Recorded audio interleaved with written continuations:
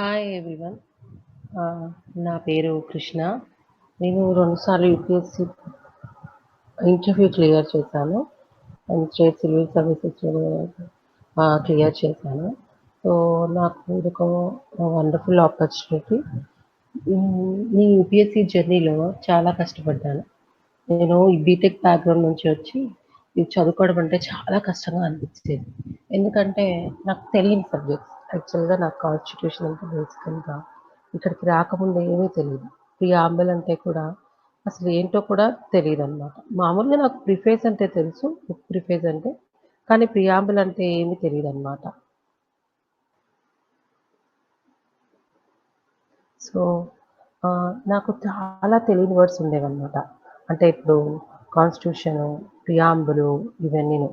So, నేనేం చేసేదాన్ని, ఇవన్నీ కూడా నాకు తెలియని వర్డ్స్. నేను ఫస్ట్‌లో చాలా ఇబ్బంది పడ్డాను. ఈ వర్డ్స్ ఏంటి చాలా పెద్దగా ఉన్నాయి. ఇవి నేను అర్థం చేసుకోగలుగుతానో లేదో చాలా కష్టంగా ఉంటాయేమో అనుకున్నా. కానీ ఇలా జరిగితే నేను యూపీఎస్‌సీని అచీవ్ చేయలేను.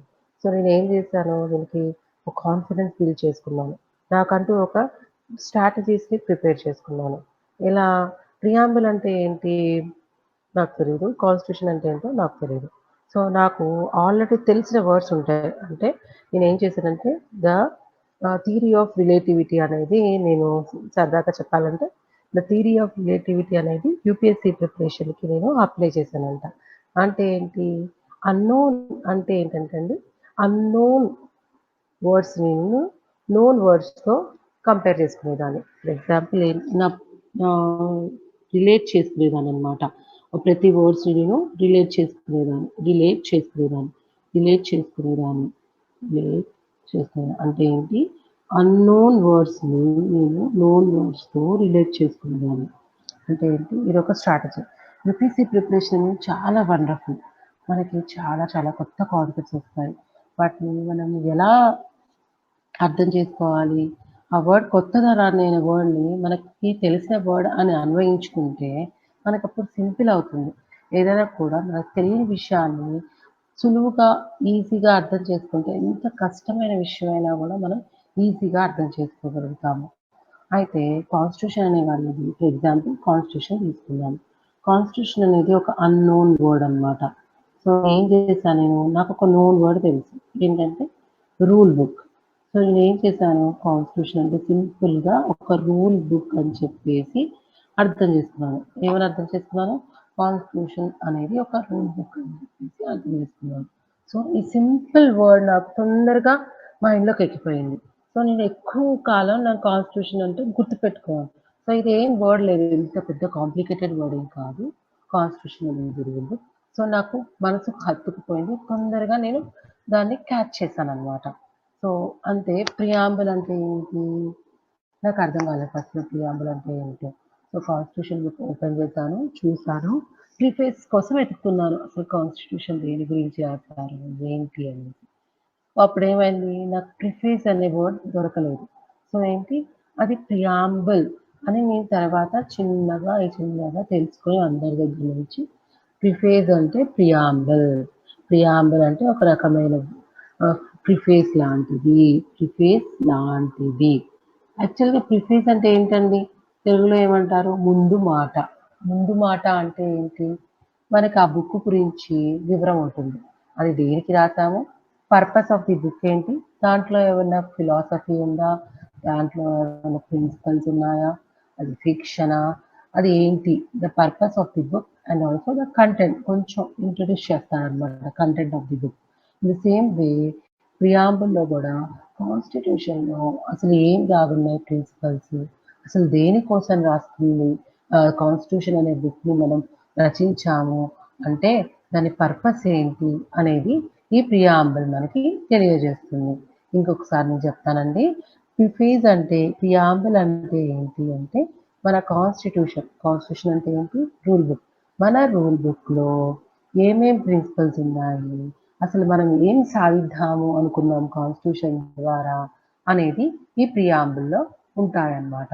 సో, ప్రియాంబుల్‌ని చిన్నగా భాగాలుగా డివైడ్ చేస్తే ప్రియాంబుల్‌ని ఒక 2 భాగాలుగా మనం డివైడ్ చేయొచ్చు. ప్రియాంబుల్‌లో ఏముంటాయి అంటే ప్రిన్సిపల్స్. ప్రిన్సిపల్స్ ఉంటాయి. అంటే దాని యొక్క నేచర్ అని కూడా అనొచ్చు. దాని స్వభావం ఉంటుంది. Principles and nature. అండ్ ఇంకొకటి ఏంటంటే గోల్స్ ఉంటాయన్నమాట ప్రియాంబుల్‌లో. ఏముంటాయండి? గోల్స్. అంటే మనకి ఏ రకమైన సొసైటీని మనం క్రియేట్ చేద్దాము అన్నది మనకి ప్రియాంబుల్‌లో ఉంటాయి. అంటే ఈ ప్రిన్సిపల్స్‌ని మనం ఫాలో అవుతూ ఈ రకమైన గోల్స్‌ని మనం అచీవ్ చేయాలి. ఈ గోల్స్ ఎక్కడ అచీవ్ చేయాలి మనము? ఒక సొసైటీ, ఒక సమాజాన్ని మనం క్రియేట్ చేయాలి. ఒక సొసైటీని. ఆ సొసైటీలో ఈ గోల్స్ అన్నీ ఉండాలి. సో, ప్రియాంబుల్‌లో ఏముంటాయంటే అన్ని ప్రిన్సిపల్స్ ఉంటాయి. ప్రిన్సిపల్స్ అంటే మనకి తెలుగులో తెలుసు కదా! సిద్ధాంతాలు, స్వభావము మరియు గోల్స్. గోల్స్ అంటే మనం అచీవ్ చేయాల్సిన మైలురాళ్ళు. గోల్స్ అంటే ఏమి మైలురాళ్ళు మనం అచీవ్ చేయాలనుకున్నామో అనేది మనకి ప్రియాంబుల్‌లో ఉంటుంది. సో, మనం ప్రియాంబుల్‌ని క్లియర్‌గా అర్థం చేసుకోవాలంటే మన సైడ్ నుంచి ప్రియాంబుల్‌ని 2 భాగాలుగా విడగొట్టొచ్చు. అదేంటంటే ప్రిన్సిపల్స్ అంటే నేచర్ స్వభావం అనొచ్చు. సిద్ధాంతాలు అనొచ్చు. అండ్ మనం ఏ గోల్స్ అంటే మైలురాళ్ళు. ఏం మనం అచీవ్ చేద్దాం అనుకున్నాము? ఒక సొసైటీ దాంట్లో కొన్ని గోల్స్ అంటే ఒక సొసైటీ జస్టిస్ ఉండాలి, ఈక్వాలిటీ ఉండాలి, లిబర్టీ ఉండాలి, ఫ్రెటర్నిటీ ఉండాలి. ఏముండాలండి? ఒక సమాజంలో న్యాయము, సమానత్వము, ఫ్రీడము అంటే స్వతంత్రము అండ్ ఫ్రెటర్నిటీ బ్రదర్‌హుడ్ అంటే సఖ్యత ఉండాలి ప్రజల మధ్యల. సో, ఇవి మనకి కావాల్సిన గోల్స్ అండి. సో, మనం ఇంగ్లీష్‌లో కనుక చదువుకోగలిగితే the term preamble refers to the introduction and preface to the constitution. It contains the summary or essence of the constitution అండి. మళ్ళీ చెప్తానండి. The term preamble refers to the introduction or preface to the constitution. నేను చెప్పాను కదండి. ముందు మాట.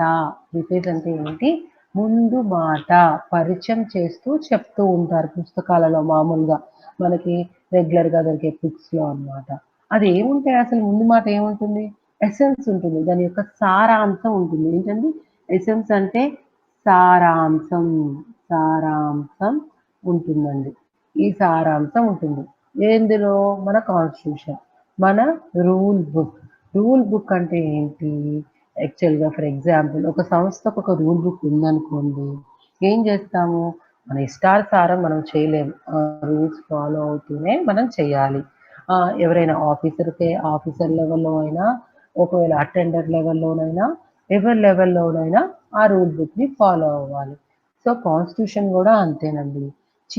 గవర్నమెంట్‌లో ఒక చిన్న అటెండర్ నుంచి పెద్ద స్థాయిలో ఉన్న అధికారి అయినా, గవర్నమెంట్‌లో ప్రైమ్ మినిస్టర్ అయినా, చీఫ్ మినిస్టర్ అయినా, వేరే మినిస్టర్స్ అయినా, ఏదైనా గవర్నమెంట్‌లో పనిచేసే ప్రతి ఒక్క మిషనరీ కూడా ఈ కాన్స్టిట్యూషన్‌నే ఫాలో అవ్వాలి.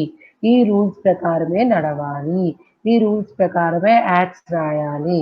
ఈ రూల్స్ ప్రకారమే రూల్స్ రాయాలి. సో, ఏంటి? కాన్స్టిట్యూషన్ అనేది ఒక wonderful book that creates a vision అన్నమాట. ఒక ప్రియాంబుల్ అంటే ఏంటి? మళ్ళీ ఇంకొక విధంగా చెప్పాలంటే ప్రియాంబుల్ ఒక విజన్ క్రియేట్ చేస్తది మన మైండ్‌లో. మనము మనం ఫ్యూచర్ ఆఫీసర్స్. సో, మన ఫ్యూచర్ ఆఫీసర్స్‌ని మనకు తెలియాలి. గవర్నమెంట్‌ని ఎలా పరిపాలించాలి? గవర్నమెంట్‌లో ఏం రూల్స్ ఉంటాయి? అసలు ఏం జరుగుతుంది? సో, మనకొక కీ ఏంటి? కాన్స్టిట్యూషన్ అన్నమాట. సో, మనకి కాన్స్టిట్యూషన్ గనక తెలిస్తే గవర్నమెంట్‌లో మనం ఎలా బిహేవ్ చేయాలి? ఏం రూల్స్ ఫాలో అవ్వాలి? ఏం రెగ్యులేషన్స్ ఫాలో అవ్వాలి? అనేది మనకి క్లియర్ కట్‌గా తెలుస్తుందనమాట. కానీ మనకి ఫస్ట్ కదండీ! బిగినింగ్ కదా! సో, ఏంటి కాన్స్టిట్యూషన్ చదవక ముందు మనం ప్రిఫేస్ చదివితే అసలు మన కాన్స్టిట్యూషన్ మన రూల్ బుక్‌లో ఏముంది అన్న విషయం మనకు తెలుస్తుందనమాట. అంటే ఏంటి? ఎసెన్స్ ఆఫ్ ది కాన్స్టిట్యూషన్ తెలుస్తుంది. అంటే ఇంకో విధంగా తెలుగులో చెప్పాలి అంటే సారాంశం జిస్ట్ ఆఫ్ ది కాన్స్టిట్యూషన్ మనకి ప్రియాంబుల్ ద్వారా తెలుస్తుంది. సో, మనకొక అవగాహన వస్తుందనమాట. అసలు కాన్స్టిట్యూషన్ దేని గురించి రాసారు? అసలు దేని కోసం రాసారు ఈ కాన్స్టిట్యూషన్‌ని అనేది ఒక క్లియర్ విజన్ వస్తుంది. కానీ కాన్స్టిట్యూషన్ ప్రియాంబుల్ అనేది ఏంటండి అండి, ముందే మనం రాసుకున్నాం. ఈ కాన్స్టిట్యూషన్ రచించక ముందే ప్రియాంబుల్ ఒక ఫామ్‌లో ఉంది. అదేంటి ఆబ్జెక్టివ్స్ రెజల్యూషన్. నెహ్రూ గారు రాసిన ఆబ్జెక్టివ్స్ రెజల్యూషన్. ఆబ్జెక్టివ్స్ అంటే ఏంటి? ఒక లిస్ట్ రాసుకున్నామండి. ఇప్పుడు మనము ఫర్ ఎగ్జాంపుల్ మనము యూపీఎస్సీకి వద్దాం అనుకోని ఒక ఆబ్జెక్టివ్ రాసుకుంటాం. అంటే మన ఎయిమ్. మన ఎయిమ్ ఏంటి? ఒక ఆబ్జెక్టివ్, ఒక ఎయిమ్, ఒక గోల్ ఏంటి? ఒక రిజల్యూషన్ అంటే ఏంటి? తీర్మానం. మనం ఆబ్జెక్టివ్స్ రెజల్యూషన్. మన ఆబ్జెక్టివ్స్ రాసుకొని ఒక రెజల్యూషన్ అంటే ప్రిన్సిపల్స్‌ని, గోల్స్‌ని డిఫైన్ చేసుకున్నాము. రెజల్యూషన్ పాస్ చేసాం. అంటే ఏంటి? తీర్మానించాం. మనం ఇదే ఫాలో అవ్వాలి. మన కంట్రీ ఈ ప్రిన్సిపల్స్ మీదే రన్ అవ్వాలి అని అప్పుడే డిసైడ్ చేసుకున్నారు. ఎప్పుడు ఇది ఆబ్జెక్టివ్ రెజల్యూషన్ ఇచ్చింది? In the year 1946. 1946లోనే మనం తీర్మానించుకున్నాం.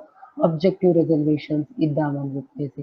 ఆబ్జెక్టివ్ అంటే ఎసెన్స్. అసలు మనం ఏదైనా మన గవర్నమెంట్‌ని ఎలా మనం రన్ చేయాలి?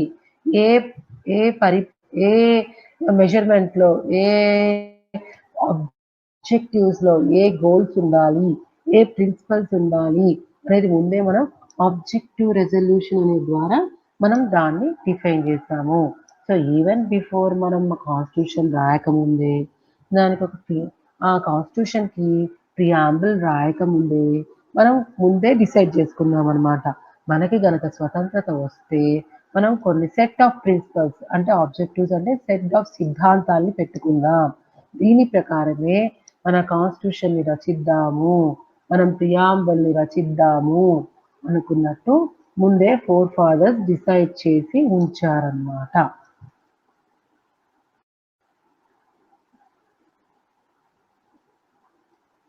సో, ఇప్పుడండి యాక్చువల్‌గా మన ప్రియాంబుల్ ఇలా రాసి ఉన్నదనమాట. సో, ఇట్లా రన్ అవుతుంది ప్రియాంబుల్. సో, మనం చదువుదాం ఫస్ట్ ఇదేంటి?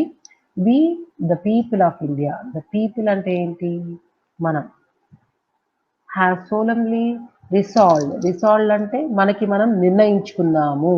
మనకి మనం ఒక తీర్మానాన్ని చేసుకుందాము. ఏమని? మన ఇండియా ఎలా ఉండాలండి? Sovereign, socialist, secular, democratic republic. ఏంటండి? మనం ఎలా డిసైడ్ చేసుకున్నాం? మన దేశం ఎలా ఉండాలనుకున్నాము?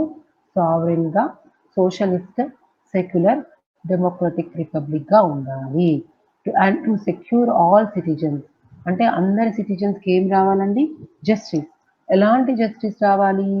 Social, economic and political. ఏంటండి? మనకి సెక్యూర్ చేసుకుందాం అందరి సిటిజన్స్. అంటే సాధిద్దాం మన అందరి సిటిజన్స్‌కి. ఏమని సాధిద్దాము? ఒక జస్టిస్, ఒక న్యాయం. ఎలాంటి న్యాయం అండి అది? Social, economic and political justice అండి. అండ్ ఆల్సో లిబర్టీ అనేది సాధించాలి. అంటే ఒక రకమైన స్వతంత్రత. మనిషి ఒక ఇండివిడ్యువల్ లెవెల్‌లో ఒక స్వతంత్రత. ఎలా ఉండాలి? ప్రతి మనిషికి లిబర్టీ ఆఫ్ థాట్ అంటే ఆలోచనలో స్వతంత్రత ఉండాలి. దాన్ని ఆలోచించినంత మాత్రాన సరిపోదు. ఎక్స్‌ప్రెస్ చేయడంలో స్వతంత్రత ఉండాలి. తను నమ్మాలి తన ఆలోచనని. సో, బిలీఫ్‌లో స్వతంత్రత ఉండాలి. అండ్ ఫెయిత్‌లో స్వతంత్రత ఉండాలి. అండ్ వర్షిప్ అంటే ఏంటండి? ఆరాధనలో గూడా తనకొక స్వతంత్రత ఉండాలి. సో, లిబర్టీ ఉండాలి. మన సిటిజన్స్ అందరూ కూడా లిబర్టీ అనేది ఎంజాయ్ చేయాలి. ఎలాంటి లిబర్టీ ఎంజాయ్ చేయాలి? Liberty of thought, expression, belief, faith and worship. Thought అంటే ఆలోచన. ఎక్స్‌ప్రెషన్ అంటే మనం ఎక్స్‌ప్రెస్ చేయగాలి. మనం ఆలోచించిందంతా మనం మాటల్లోనో, రూపంలోనో ముందు పెట్టాలి. ఇప్పుడు నాకు ఐఏఎస్ ఆఫీసర్‌లో మైండ్‌లో ఉంది. సో, దాన్ని నేను ముందు పెట్టాలనమాట. ఎక్స్‌ప్రెస్ చేయాలి మా ఫాదర్‌కో, మా గైడ్‌కో ఎక్స్‌ప్రెస్ చేసి ఇలా చేయాలని ఉందండి అని చెప్పాలనమాట. సో, నెక్స్ట్ వన్ ఏంటి? బిలీఫ్. నమ్మకం. మన మీద మనకు నమ్మకం. మన థాట్ మీద మనకి ఒక నమ్మకం ఉండాలండి. నెక్స్ట్ ఫెయిత్ ఉండాలి. అంటే నమ్మకం. ఇది కూడా నమ్మకం రిలీజియస్ లెవెల్‌లో ఒక ఫెయిత్ ఉండాలనమాట. అంటే మనకి ఏదైనా ఒక మోరల్ స్పిరిట్ అనేది ఏంటి? దేవుడా, దేవుడా God. God is a kind of moral spirit అనమాట. సో, ఫెయిత్ ఉండాలి. వర్షిప్ ఉండాలనమాట. సో నెక్స్ట్ ఏంటి? మనకొక సమాజం కావాలి. అది equality of status, of opportunity and to promote among them fraternity. నేనిక్కడ రాయలేదండి. ఫ్రెటర్నిటీని అనేది ప్రమోట్ చేయాలి. ఏంటండి అది? Fraternity of fraternity. Fraternity of both dignity and integrity maintain చేసుకుంటూ ఫ్రెటర్నిటీ ఉండాలండి. ఈక్వాలిటీ అంటే ఏంటి? సమానత్వము. స్టేటస్ అంటే స్థాయి. ఆపర్చునిటీ అంటే ఏంటి? ఒక ఆపర్చునిటీని మనం ఇవ్వాలి జనాలకి. ఈక్వాలిటీ అనేది ఎంజాయ్ చేయాలంటే పీపుల్. అండ్ ఫోర్త్ వన్ మన ప్రజల్లో ఏం మనము అచీవ్ చేద్దాం అనుకున్నాము, ఏం సెక్యూర్ అంటే ఇద్దాం అనుకున్నాము. ఫ్రెటర్నిటీ అంటే అందరూ కూడా బ్రదర్లీ ఫీలింగ్ ఉండాలన్నమాట. సో ఇప్పుడు ఏంటంటే అండి, ఈ ఫ్రెటర్నిటీ అంటే మనకి అర్థమైంది కదా! బ్రదర్లీ ఫీలింగ్ అంటే మన దేశంలో చాలా కుల మతాలున్నాయన్నమాట. సో మనకి సఖ్యత ఉండాలి. అంటే నువ్వు నేను బాయ్ బాయ్ అనుకోకపోతే మన దేశంలో చాలా గొడవలయిపోతాయి. సో ఏంటి? ప్రియాంబుల్ అనేది ముందే చెప్పింది. ప్రపంచంలో మనం ఫ్రెటర్నిటీ అనేది అచీవ్ చేయగలగాలి. ఎలా అచీవ్ చేయగలుగుతాము ఆ ఫ్రెటర్నిటీ అనేది? అంటే we should not discriminate on the basis of race, caste, religion and gender. So ఇలా మనం డిస్క్రిమినేషన్ చూపించకుండా ఉంటే వాళ్ళలో వాళ్ళు కొంచెం వరకు సఖ్యత అనేది అచీవ్ చేయొచ్చు. సో అదనేది ఒక ప్రాసెస్ అన్నమాట. అది కొంచెం టైం తీసుకుంటుంది. మనుషుల్లో, ప్రజల్లో ఒక సఖ్యతని మనం క్రియేట్ చేయాలి. సో ఇప్పుడు ప్రియాంబుల్ అంటే అర్థమైంది కదండీ! మనకి ప్రియాంబుల్‌లో ఏముంది? We the people of India అంటే పవర్ అంతా మన దగ్గరే ఉందన్నమాట. పీపుల్ దగ్గరే పవర్ అంతా ఉంది. మనం డిసైడ్ చేసుకుంటున్నాం. మన కంట్రీ ఎలా ఉండాలి. అంటే ఫోర్ ఫాదర్స్ రాసినా కూడా కాన్స్టిట్యూషనల్ ఫోర్ ఫాదర్స్ రాసినా కూడా ఈ ప్రియాంబుల్‌ని వాళ్ళు ఎక్కడి నుంచో తీసుకోలేదండి. ప్రజల నుంచే తీసుకొని, ప్రజా అభిప్రాయాలు, ప్రజల్లో ఉన్న సమస్యల్లో నుంచి మనం ఈ సమస్య తీర్చాలి అంటే మనకి ఎలాంటి కాన్స్టిట్యూషన్ ఉంటే తీరుస్తుందో, అలా ప్రజల అభిప్రాయం నుంచి, ప్రజల యొక్క సఫరింగ్స్ నుంచి తీసిన ప్రిన్సిపల్స్ మాత్రమే ఇవి కాన్స్టిట్యూషనల్ ప్రిన్సిపల్స్ అన్నమాట. ఈ ప్రియాంబుల్‌లో ఉన్న ప్రిన్సిపల్స్ కూడా. సో, మనం సిద్ధాంతాలు ఏం చదువుకున్నామో, మనం ఏమేం తీర్మానించుకున్నామండి? Sovereign, socialistic, secular, democratic republic రావాలి. ఎందుకు? మనకొక సమాజాన్ని సృష్టించడానికి. అందులో ఉన్న సిటిజన్స్‌కి జస్టిస్, లిబర్టీ, ఈక్వాలిటీ, ఫ్రెటర్నిటీ అనేది అచీవ్ చేయడానికి మనం ఈ కాన్స్టిట్యూషన్‌ని రాస్తున్నాము అనేసి మనం ఇక్కడ ప్రియాంబుల్ ద్వారా తెలియజేశామనమాట. నేను ఆల్రెడీ చెప్పాను కదండీ! ప్రియాంబుల్‌లో మనకేముంటాయండి? ప్రిన్సిపల్స్ ఉంటాయి. ఏముంటాయి? ప్రిన్సిపల్స్ ఉంటాయి. అంటే ప్రియాంబుల్‌ని సింప్లిఫైగా చేయాలి, అర్థం చేసుకోవాలి అంటే ప్రియాంబుల్‌లో మనకి ప్రిన్సిపల్స్ ఉంటాయి అండ్ గోల్స్ ఉంటాయి. ప్రిన్సిపల్స్ అంటే ఏంటి? నేచర్ అనొచ్చు, ప్రిన్సిపల్స్ అనొచ్చు. సిద్ధాంతాలు. మన దేశం ఏ సిద్ధాంతాల మీద నడిస్తే మన ప్రజలకి జస్టిస్, ఈక్వాలిటీ, లిబర్టీ, ఫ్రెటర్నిటీ అనేది మనము అచీవ్ చేయగలుగుతామండి. ఏం అచీవ్ చేస్తాము? Justice, liberty, equality and fraternity అనేది అచీవ్ చేయాలండి. సో, నేనేంటండి యూపీఎస్‌సీ ప్రిపరేషన్‌లో మనము కాన్సెప్ట్ చదవడం ఒక్కటే కాదండి. దాన్ని మనం గుర్తుపెట్టుకొని రిట్రీవ్ చేయగలగాలి. అంటే మనం గుడ్ ఆఫీసర్స్ రేపు మెయిన్స్ రాయాలన్నా, ప్రిలిమ్స్ రాయాలన్నా మనకి మంచి మెమరీ పవర్ ఉండాలి. సో, మంచి మెమరీ పవర్ ఉండాలంటే మనం చాలా విషయాలు గుర్తుపెట్టుకోవాలంటే అలా చదువుకుంటూ పోతే గుర్తుపెట్టుకోలేము. సో, కొన్ని స్ట్రాటజీస్ కనుక మనం ఉపయోగిస్తే మనకు కొంచెం సులువవుతుందనమాట. ఏ విషయాన్నైనా గుర్తుపెట్టుకోవడానికి. సో, నేనేం చేశానంటే మీకు ఆల్రెడీ ఫస్ట్‌లో చెప్పాను గదండీ! రిలేటివిటీ థియరీని ఉపయోగించేదాన్ని. అంటే నాకు తెలియని పదాన్ని తెలిసిన పదంతో అన్వయించుకునేదాన్ని. ఎగ్జాంపుల్ కూడా చెప్పాను గదండీ! ప్రియాంబుల్ అంటే ఏంటి? ప్రిఫేస్ అని చెప్పేసి. అదొక మెథడ్ కాకుండా ఇంకొక మెథడ్ వాడతానండి. ఏంటంటే అది నిమోనిక్స్. నిమోనిక్స్ అంటే ఏంటంటే సింపుల్ థింగ్. మనం ఒక code word రాసుకుంటాము.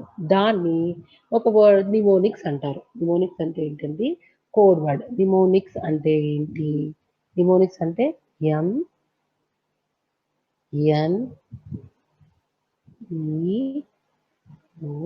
ఎంఎన్ఈఓఎంఐసిఎస్.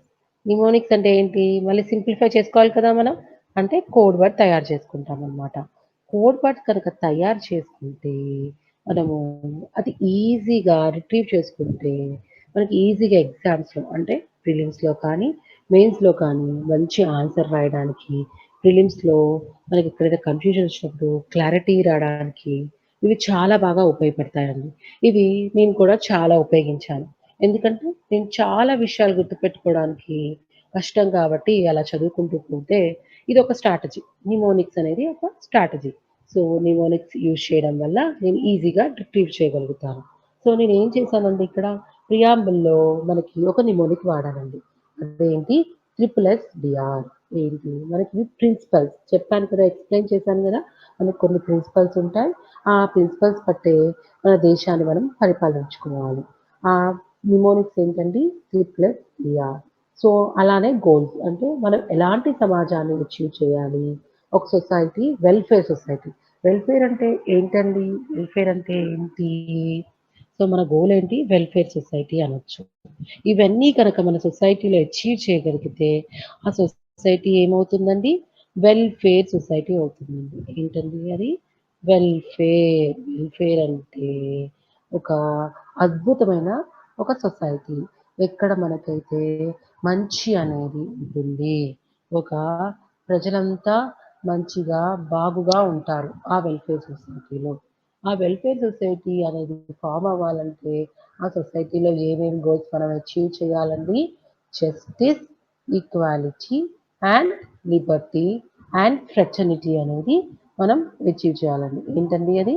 Justice, equality, Liberty and fraternity అనేది మనం అచీవ్ చేయాలి. సో, ఇంకొకసారి చెప్తానండి. మనం ఏం కీవర్డ్ పెట్టుకున్నాము మన ప్రిన్సిపల్స్‌కి సో దట్ మనం ఎగ్జామ్స్‌లో కూడా రిట్రీవ్ ఈజీగా చేసుకోవాలి కదండీ! సో, అవేమంటే triple S BR. First S ఏమో సావరిన్, సెకండ్ ఎస్ ఏమో సోషలిస్టిక్, థర్డ్ ఎస్ ఏమో సెక్యులర్, ఫోర్త్ డి ఏమో డెమోక్రటిక్ అండ్ ఆర్ అంటే ఏంటండి రిపబ్లిక్. ఏంటండి అది? రిపబ్లిక్ అన్నమాట. సో, రిపబ్లిక్ అన్నమాట. ఏంటంటే republic. Are the principles needed to be followed to achieve our goals of a society with justice, equality and liberty and fraternity and fraternity. Sorry అండి. ఇక్కడ printing చేయలేదండి. రాయలేకపోయాను. ఫ్రటర్నిటీ అండి. So, మనం ఈజీగా ఇప్పుడు గుర్తుపెట్టుకుంటాం. మీరేం కంగారు పడొద్దు. ఇవన్నీ ప్రిన్సిపల్స్ ఒకటి తర్వాత ఒకటి మనం ఈజీగా నేర్చుకుందాము. సరే అండి? హ్మ్.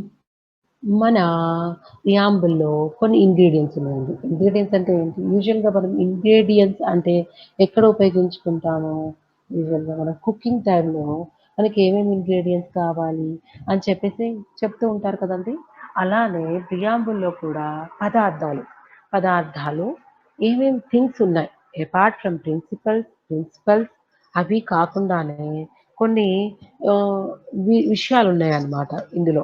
ఇంగ్రీడియెంట్స్ అంటే కొన్ని విషయాలున్నాయి. అవి ఏంటి?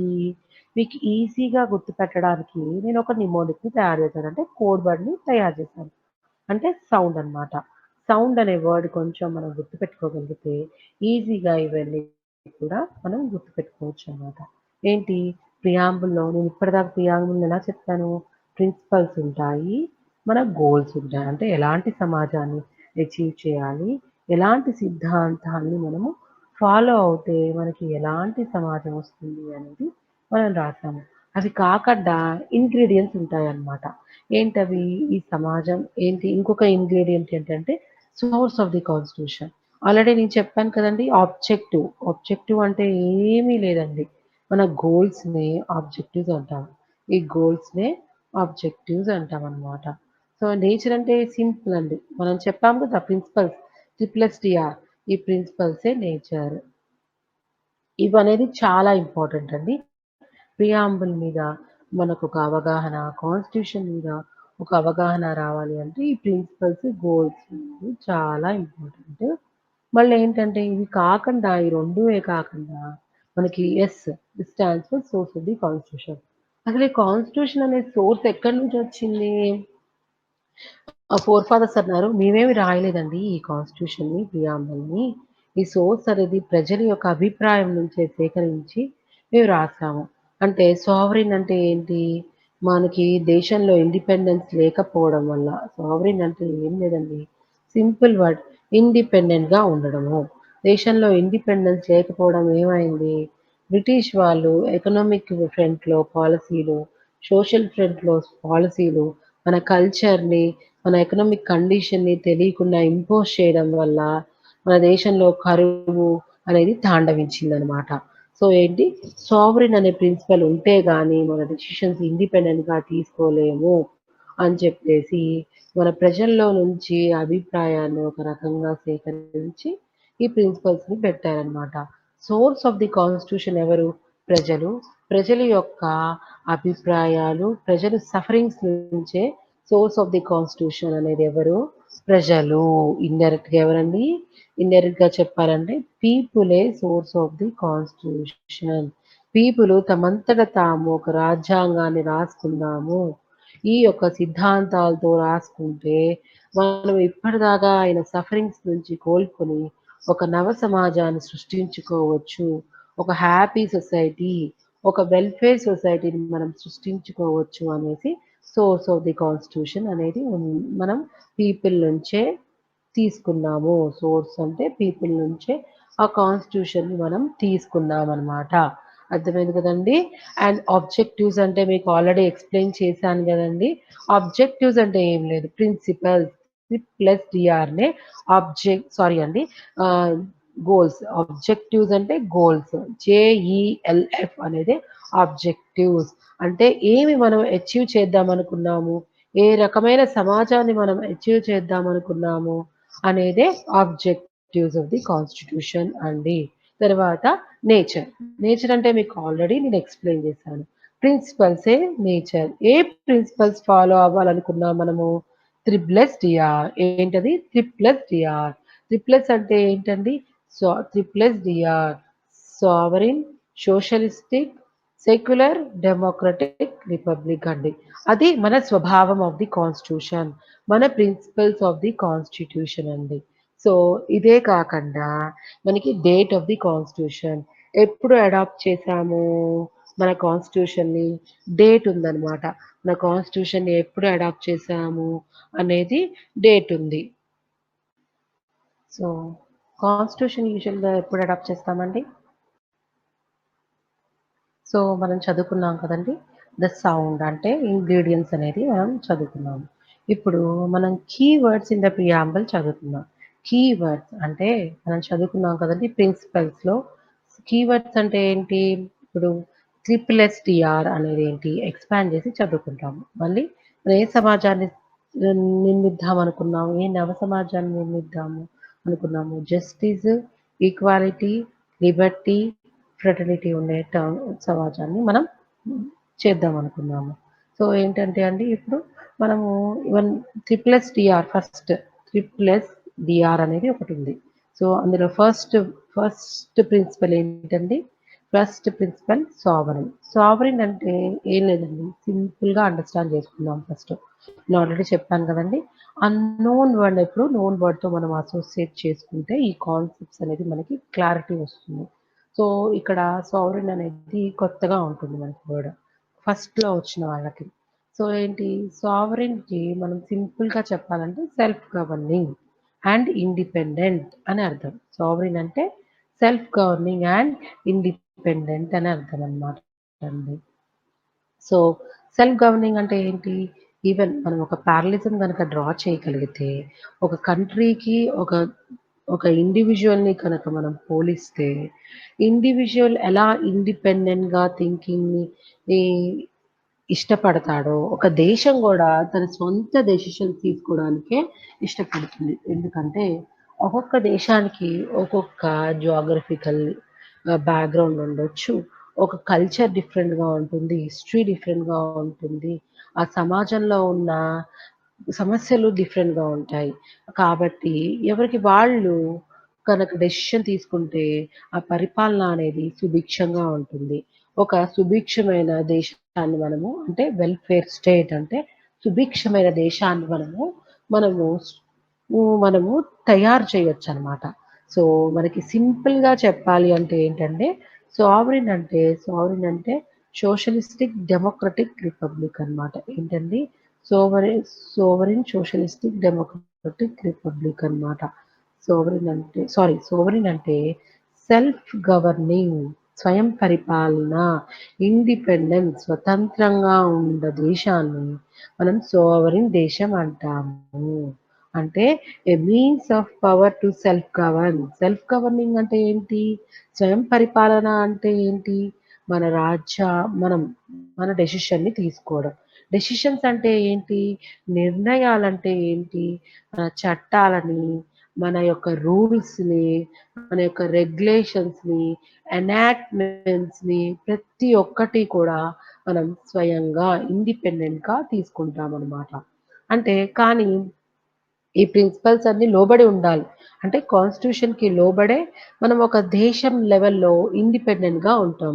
ఒక మనిషి లెవెల్‌లో ఎలా ఇండిపెండెన్స్ కోరుకుంటుందో, ఒక దేశం ఈ కంట్రీ లెవెల్‌లో కూడా ఇండిపెండెన్స్‌ని కోరుకోవడం అంటే స్వయం పరిపాలన, సార్వభౌమత్వాన్ని మనం కోరుకోవడం అన్నమాట. సో, సింపుల్‌గా మనం చెప్పాలి అంటే ఒక సావరీన్ దేశం అంటే ఒక independent state or independent country.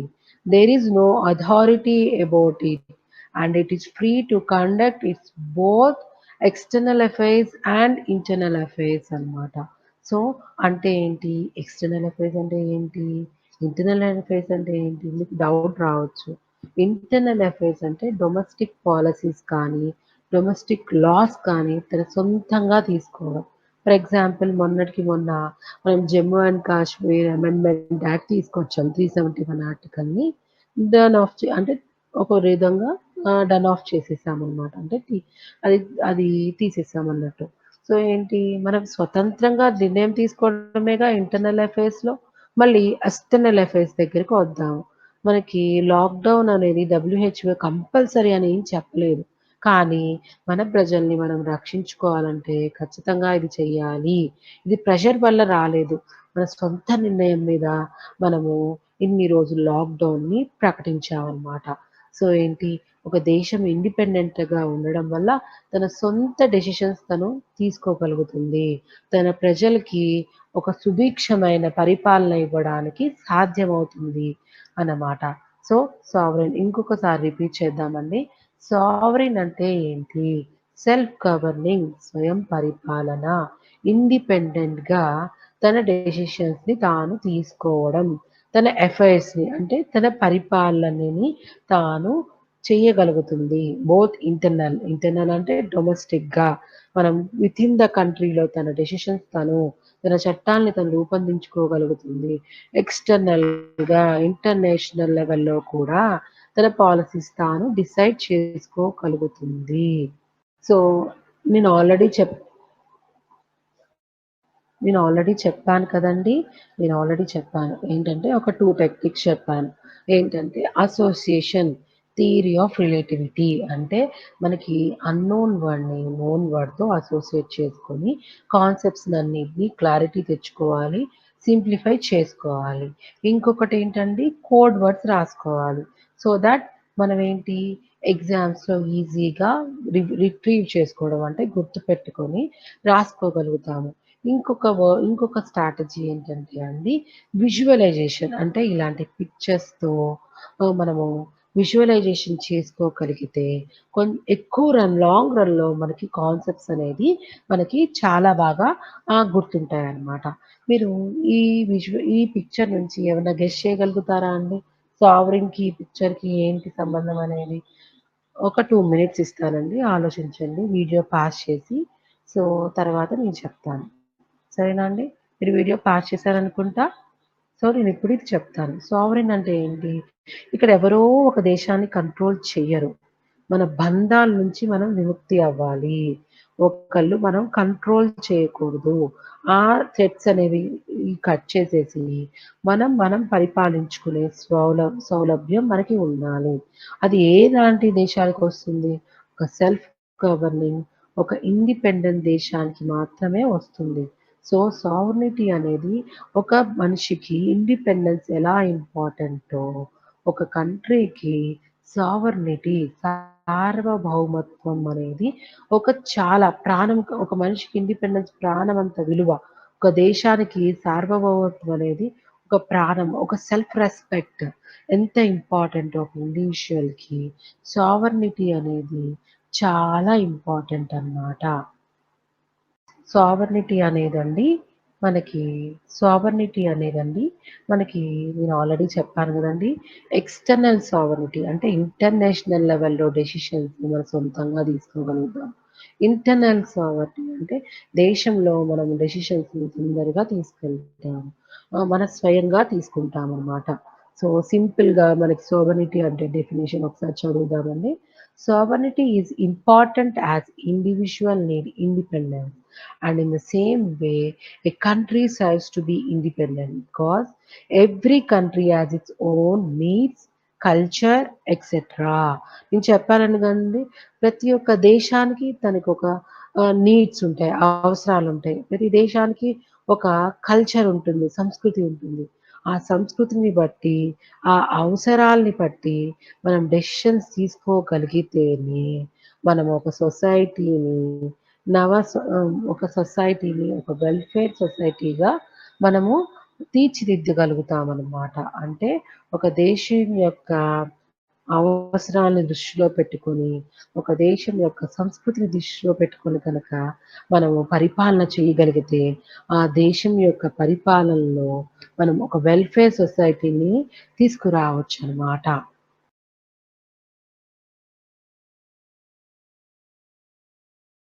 So, మనము సో, మనం మన ప్రిన్సిపల్స్‌లో మన 5 ప్రిన్సిపల్స్ ఉన్నాయి కదండీ! Yes, yes, yes, we are. ఒకటి మనము కంప్లీట్ చేసాము. ఏంటి ఆ ప్రిన్సిపల్? సావర్నిటీ అనే ప్రిన్సిపల్‌ని మనము కంప్లీట్ చేసాం. సో, మీకు అర్థమైనట్టుందిగా సావర్నిటీ అంటే సింపుల్‌గా సెల్ఫ్ గవర్నింగ్ ఇండిపెండెంట్‌గా డెసిషన్ తీసుకునే శక్తి ఉండడం ఒక దేశానికి. సో, మనం సెకండ్ ప్రిన్సిపల్‌లోకి మూవ్ అవుతున్నామండి. అదేంటంటే సోషలిస్టిక్ అనేది సెకండ్ ప్రిన్సిపల్. సింపుల్‌గా నేను చెప్పానండి గదా! సోషలిస్టిక్ అంటే ఏం లేదండి. సింపుల్‌గా చెప్పాలంటే working for the welfare of the society. Welfare of the society. Welfare అంటే ఏంటండి? సింపుల్‌గా నేను చెప్పాను గదా! వెల్‌ఫేర్ అంటే ఏం లేదండి. మనం ఒక సమాజంలో న్యాయము, అంటే జస్టిసు, ఈక్వాలిటీ, లిబర్టీ అండ్ ఫ్రెటర్నిటీ ఉండడమే ఒక సొసైటీలో వెల్‌ఫేర్ సొసైటీ అంటారనమాట. సో, సోషలిజం అనేది చాలా ఇంపార్టెంట్ ప్రిన్సిపల్ అండి. సోషలిజం కనుక మనం అచీవ్ చేయగలిగితే కొంచెం వరకు మనం వెల్‌ఫేర్ సొసైటీని అచీవ్ చేయగలము. సోషలిజం అంటే ఏంటి? 2 రకాల సోషలిజం. మనం ప్యూర్ సోషలిజం కాదండి. మనము మధ్యస్థంలో ఉన్నామనమాట. సోషలిజం, ప్యూర్ క్యాపిటలిజం కాకండా మన దేశం అనేది మధ్యస్థంలో ఉందనమాట. అసలు యాక్చువల్‌గా సోషలిజం అంటే ఏంటండి? సోషలిజం అంటే ఫర్ ఎగ్జాంపుల్ చైనాని తీసుకుందామండి. చైనాలో సోషలిజం అంటే ఏంటి? దేశంలో గుండు సూది నుంచి సూపర్ కంప్యూటర్ వరకు అన్నీ కూడా గవర్నమెంట్ ప్రొడక్షన్ చేస్తుందనమాట. గవర్నమెంట్ మాత్రమే ప్రొడ్యూస్ చేస్తుంది సోషలిజంలో. అంటే ఏంటి? ప్రతి ఒక్కటి గవర్నమెంటే ప్రొడ్యూస్ చేసి, గవర్నమెంటే ప్రజలకి సమానంగా పంచుతుంది. ఇక్కడ ఒకడికి ఎక్కువ ఇండస్ట్రీస్ పెట్టుకొని, ఒకడి దగ్ ఓహ్! సారీ ఒకళ్ళ దగ్గరే ఇండస్ట్రీస్ పెట్టుకొని, ఒకళ్ళ దగ్గరే ఎకనామిక్ కాన్సంట్రేషన్ గాని ఉండదనమాట. జనరల్‌గా గవర్నమెంటే ప్రొడక్షన్ చేస్తుంది. గవర్నమెంటే ఇస్తుంది. డిస్ట్రిబ్యూట్ చేస్తుంది. ఈవెన్ మీడియా కూడా సొసైటీలో మీడియా కూడా వాళ్ళకి గవర్నమెంట్ కంట్రోల్‌లోనే ఉంటుంది. ఫర్ ఎగ్జాంపుల్ వాళ్ళకి ఫేస్‌బుక్ ఉండదు. గూగుల్ ఉండదు. గూగుల్ లాంటిదే ఉంటుంది. అంతా గవర్నమెంట్ కంట్రోల్ చేస్తుంది. మనం స్వతంత్రంగా మెసేజెస్ ఇవ్వడం గానీ, ఏమి మనం చేయలేమనమాట. సో, సోషలిజం అంటే ఈ కోవకి చెందుతుంది. అంటే ఏంటి? అన్ని ప్రొడక్షన్ అంతా గూడా గవర్నమెంటే చేస్తుంది. పీపుల్‌కి డిస్ట్రిబ్యూట్ చేస్తుంది. ఇంకొక ఎండ్‌లోకొచ్చామంటే ఏంటొస్తుందండి అంటే క్యాపిటలిజం వస్తుంది. USA is the fine example అండి. USA is the fine example. Capitalism అంటే ఏంటండి? ఇక్కడ అంతా ప్రైవేట్ సెక్టార్‌కి ఇస్తాము. ఇక్కడ క్యాపిటలిజంలో ఏంటంటే ప్రైవేట్ సెక్టార్‌కి ఇస్తాం. అంటే ఒక ఇండివిడ్యువల్‌కిస్తే తన ఇంట్రెస్ట్ వల్ల కొంచెం ఎక్కువ క్రియేషన్స్ చేసి సొసైటీకి ఇన్నోవేటివ్ థాట్స్‌ని, ఇన్నోవేటివ్ ప్రొడక్ట్స్‌ని ఇస్తామన్న ఫిలాసఫీతో క్యాపిటలిజం నడుస్తుంది. అంటే ప్రైవేటైజేషన్ అనేది ఎక్కువ ఉంటుందనమాట. ఎగ్జాంపుల్ ఇన్ యూఎస్‌లో ఈవెన్ డిఫెన్స్ సెక్టర్ గూడా మనం ప్రైవేటైజ్ చేశామనమాట. సో, ప్రైవేటైజేషన్‌కి ఎక్కువ ఇంపార్టెన్స్ ఇచ్చేది క్యాపిటలిజము. సో, ప్రైవేట్ సెక్టర్ అన్నిటికి ప్రైవేటైజేషన్ చేస్తారు. ఇండియాలో మనం ఏం చేసాము? ఇనిషియల్‌గా ఇండిపెండెన్స్ వచ్చినప్పుడు మనకి ప్రైవేట్ సెక్టర్ 20% దాకా ఉందండి. సో, మనం ఏం చేసాము? 80% ప్రొడక్షన్ గవర్నమెంట్ చేసేదంటే 80% దాకా సోషలిజం ఫాలో అయ్యేవాళ్ళం. 20% ఆల్రెడీ మనకి టాటాసు, బిర్లాసు ఉన్నారు. వాళ్ళు కొంచెం వరకు ప్రొడక్షన్ చేసేవాళ్ళు. మళ్ళీ మనం డిసప్పాయింట్ చేయలేదు. ఎందుకంటే మన దేశం చాలా పెద్దది. గవర్నమెంట్ అప్పుడే పుట్టుకొచ్చింది. సో, మనకంత క్యాపిటల్ లేదు గవర్నమెంట్ దగ్గర. ఇండస్ట్రీస్ పెట్టేంత క్యాపిటల్ లేదు. సో, వీళ్ళకి కూడా ఆపర్చునిటీ ఇచ్చింది. మీరు కంటిన్యూటీ చేసుకోండి. మేము మిగతా ఏరియాస్ అన్నీ మేము జూసుకుంటాము అని చెప్పేసి 80% గవర్నమెంట్ ప్రొడ్యూస్ చేస్తే 20% మనం ప్రైవేట్ సెక్టర్‌కి ఇచ్చాము. కానీ మనకి సరిపోవట్లేదండి. మన పాపులేషన్ అనేది డే బై డే పెరుగుతూ ఉంది. సో, వాళ్ళకి మనం నీడ్స్ ప్రొవైడ్ చేయాలి అంటే, మనం ప్రైవేట్ సెక్టర్‌ని ఎంకరేజ్ చేయాల్సిందే.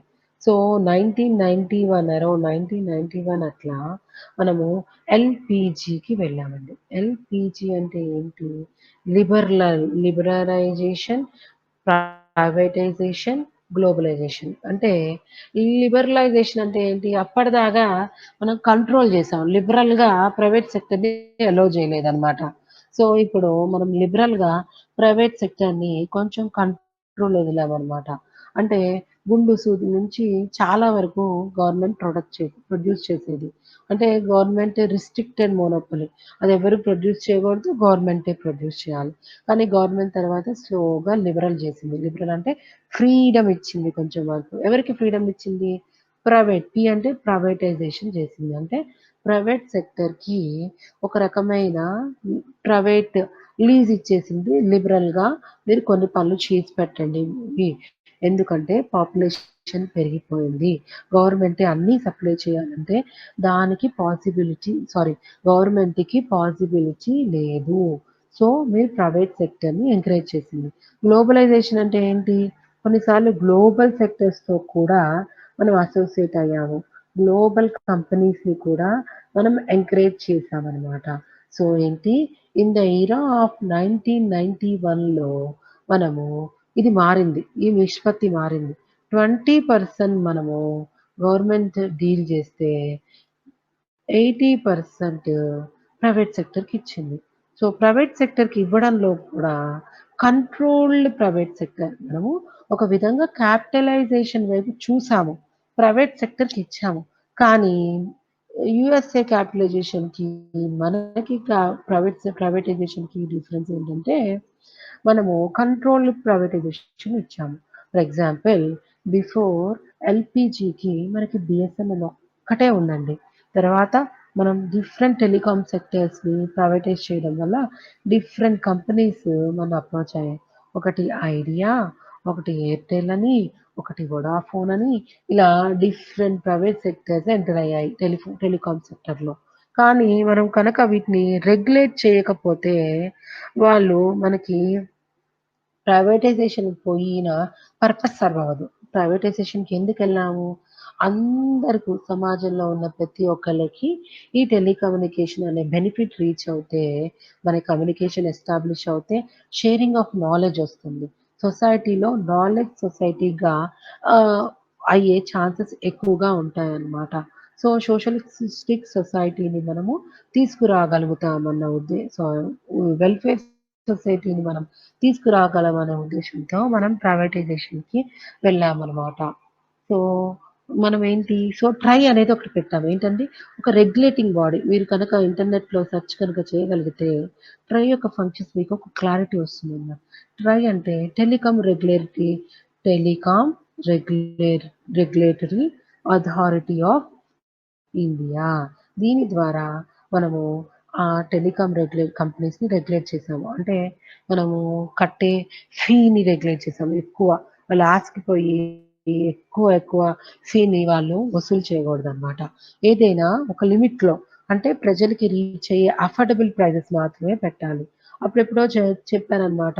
మీరు ఫోన్ కాల్ చెయ్యాలన్నా పడుతుందని, లేకపోతే రిసీవ్ చేసుకున్నా పడుతుందని అలా వీళ్ళు ఓవర్ ప్రాఫిటివ్ మోటివ్ కాకుండా ఒక రెగ్యులేట్ చేస్తాం. రెగ్యులేషన్ అంటే ఏంటి? కంట్రోల్ చేస్తామనమాట. సో, ఇలా మనం ఏం చేసాము, ప్రైవేట్ సెక్టార్‌కి వెళ్ళాం కానీ, రెగ్యులేట్ చేసే ఒక రెగ్యులేటింగ్ బాడీస్ పెట్టి, ఆ ప్రైవేట్ సెక్టార్‌ననేది మనం రెగ్యులేట్ చేస్తూ పోయామనమాట. సో, మనం సోషలిజంని ఎలా తీసుకున్నాము, ఇటు చైనా లాగా వెళ్ళలేదు, అటు యూఎస్ఏ లాగా వెళ్ళలేదు. ఒక కంట్రోల్డ్ సోషలిజం అంటే సోషియో క్యాపిటలిజం అనొచ్చు. మనము వెళ్ళింది. అంటే అదొక టైప్ ఆఫ్ ఇండియన్ సోషలిజంకి వెళ్ళాం. ఒక మిడిల్ పాత్‌కి వెళ్ళామనమాట. సో, మన సోషలిజం ఏంటంటే మన ఇండియన్ సోషలిజం ఏంటంటే అటువైపు సోషలిజంని ఉన్న మంచి ఫిలాసఫీస్‌ని అడాప్ట్ చేసాము. క్యాపిటలిజంలో ఉన్న మంచి ఫిలాసఫీస్, మంచి స్ట్రాటజీస్‌ని అడాప్ట్ చేసాము. ఎందుకని? మన పాపులేషన్ ఎక్కువ ఉండడం వల్ల ఒక గవర్నమెంటే సర్వ్ చేయలేకపోయింది అన్నిటిని. సో, మనం ప్రైవేట్ సెక్టర్ హెల్ప్ తీసుకున్నాము. కానీ ఆ ప్రైవేట్ సెక్టర్‌ని రెగ్యులేట్ చేసాము. రెగ్యులేట్ చేయడం అంటే కంట్రోల్ చేస్తూ, అవి ఓవర్ ప్రాఫిటివ్ మోటివ్ లేకుండా కొన్ని రెగ్యులేటింగ్ అథారిటీస్‌ని పెట్టారు. ఫర్ ఎగ్జాంపుల్ టెలికమ్యూనికేషన్‌లో ట్రయా అనే రెగ్యులేటింగ్ అథారిటీని మనం తీసుకొచ్చామనమాట.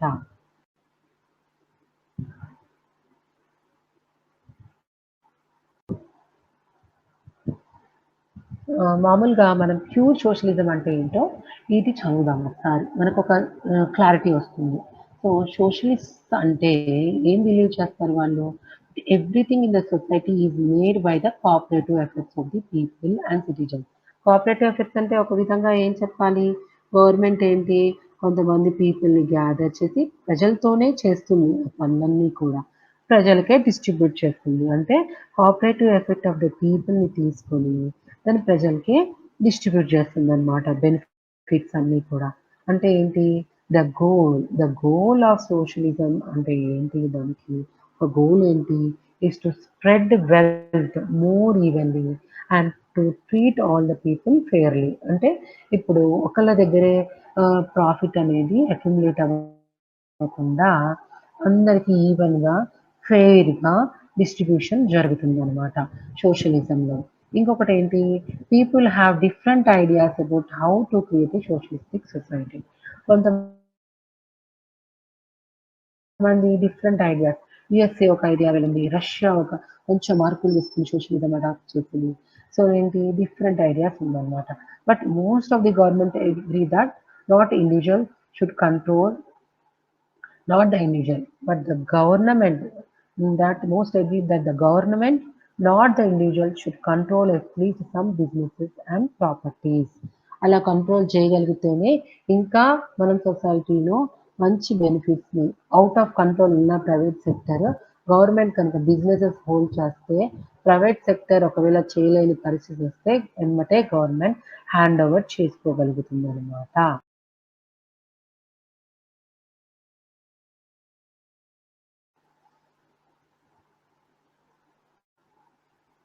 సో, సోషలిజం అంటే అర్థం చేసుకున్నాం కదండీ! Socialist believe that the ownership of the factories and other property would gradually pass from a few wealthy people to the workers. కానీ ఇలా మనకి పాసిబిలిటీ లేదండి.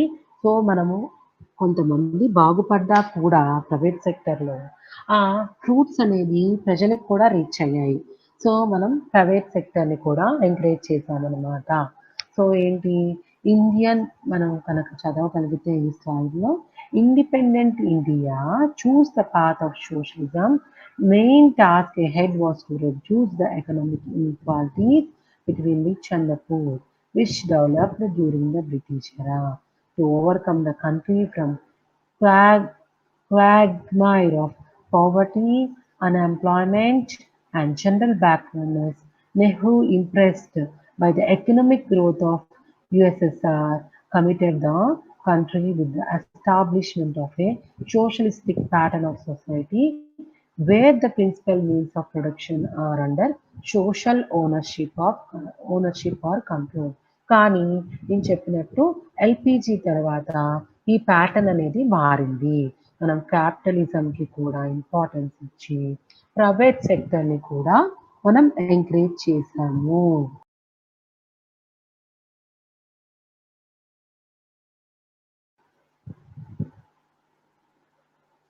సో ఇప్పటిదాకా మనం ప్రిన్సిపల్స్ చదివామండి.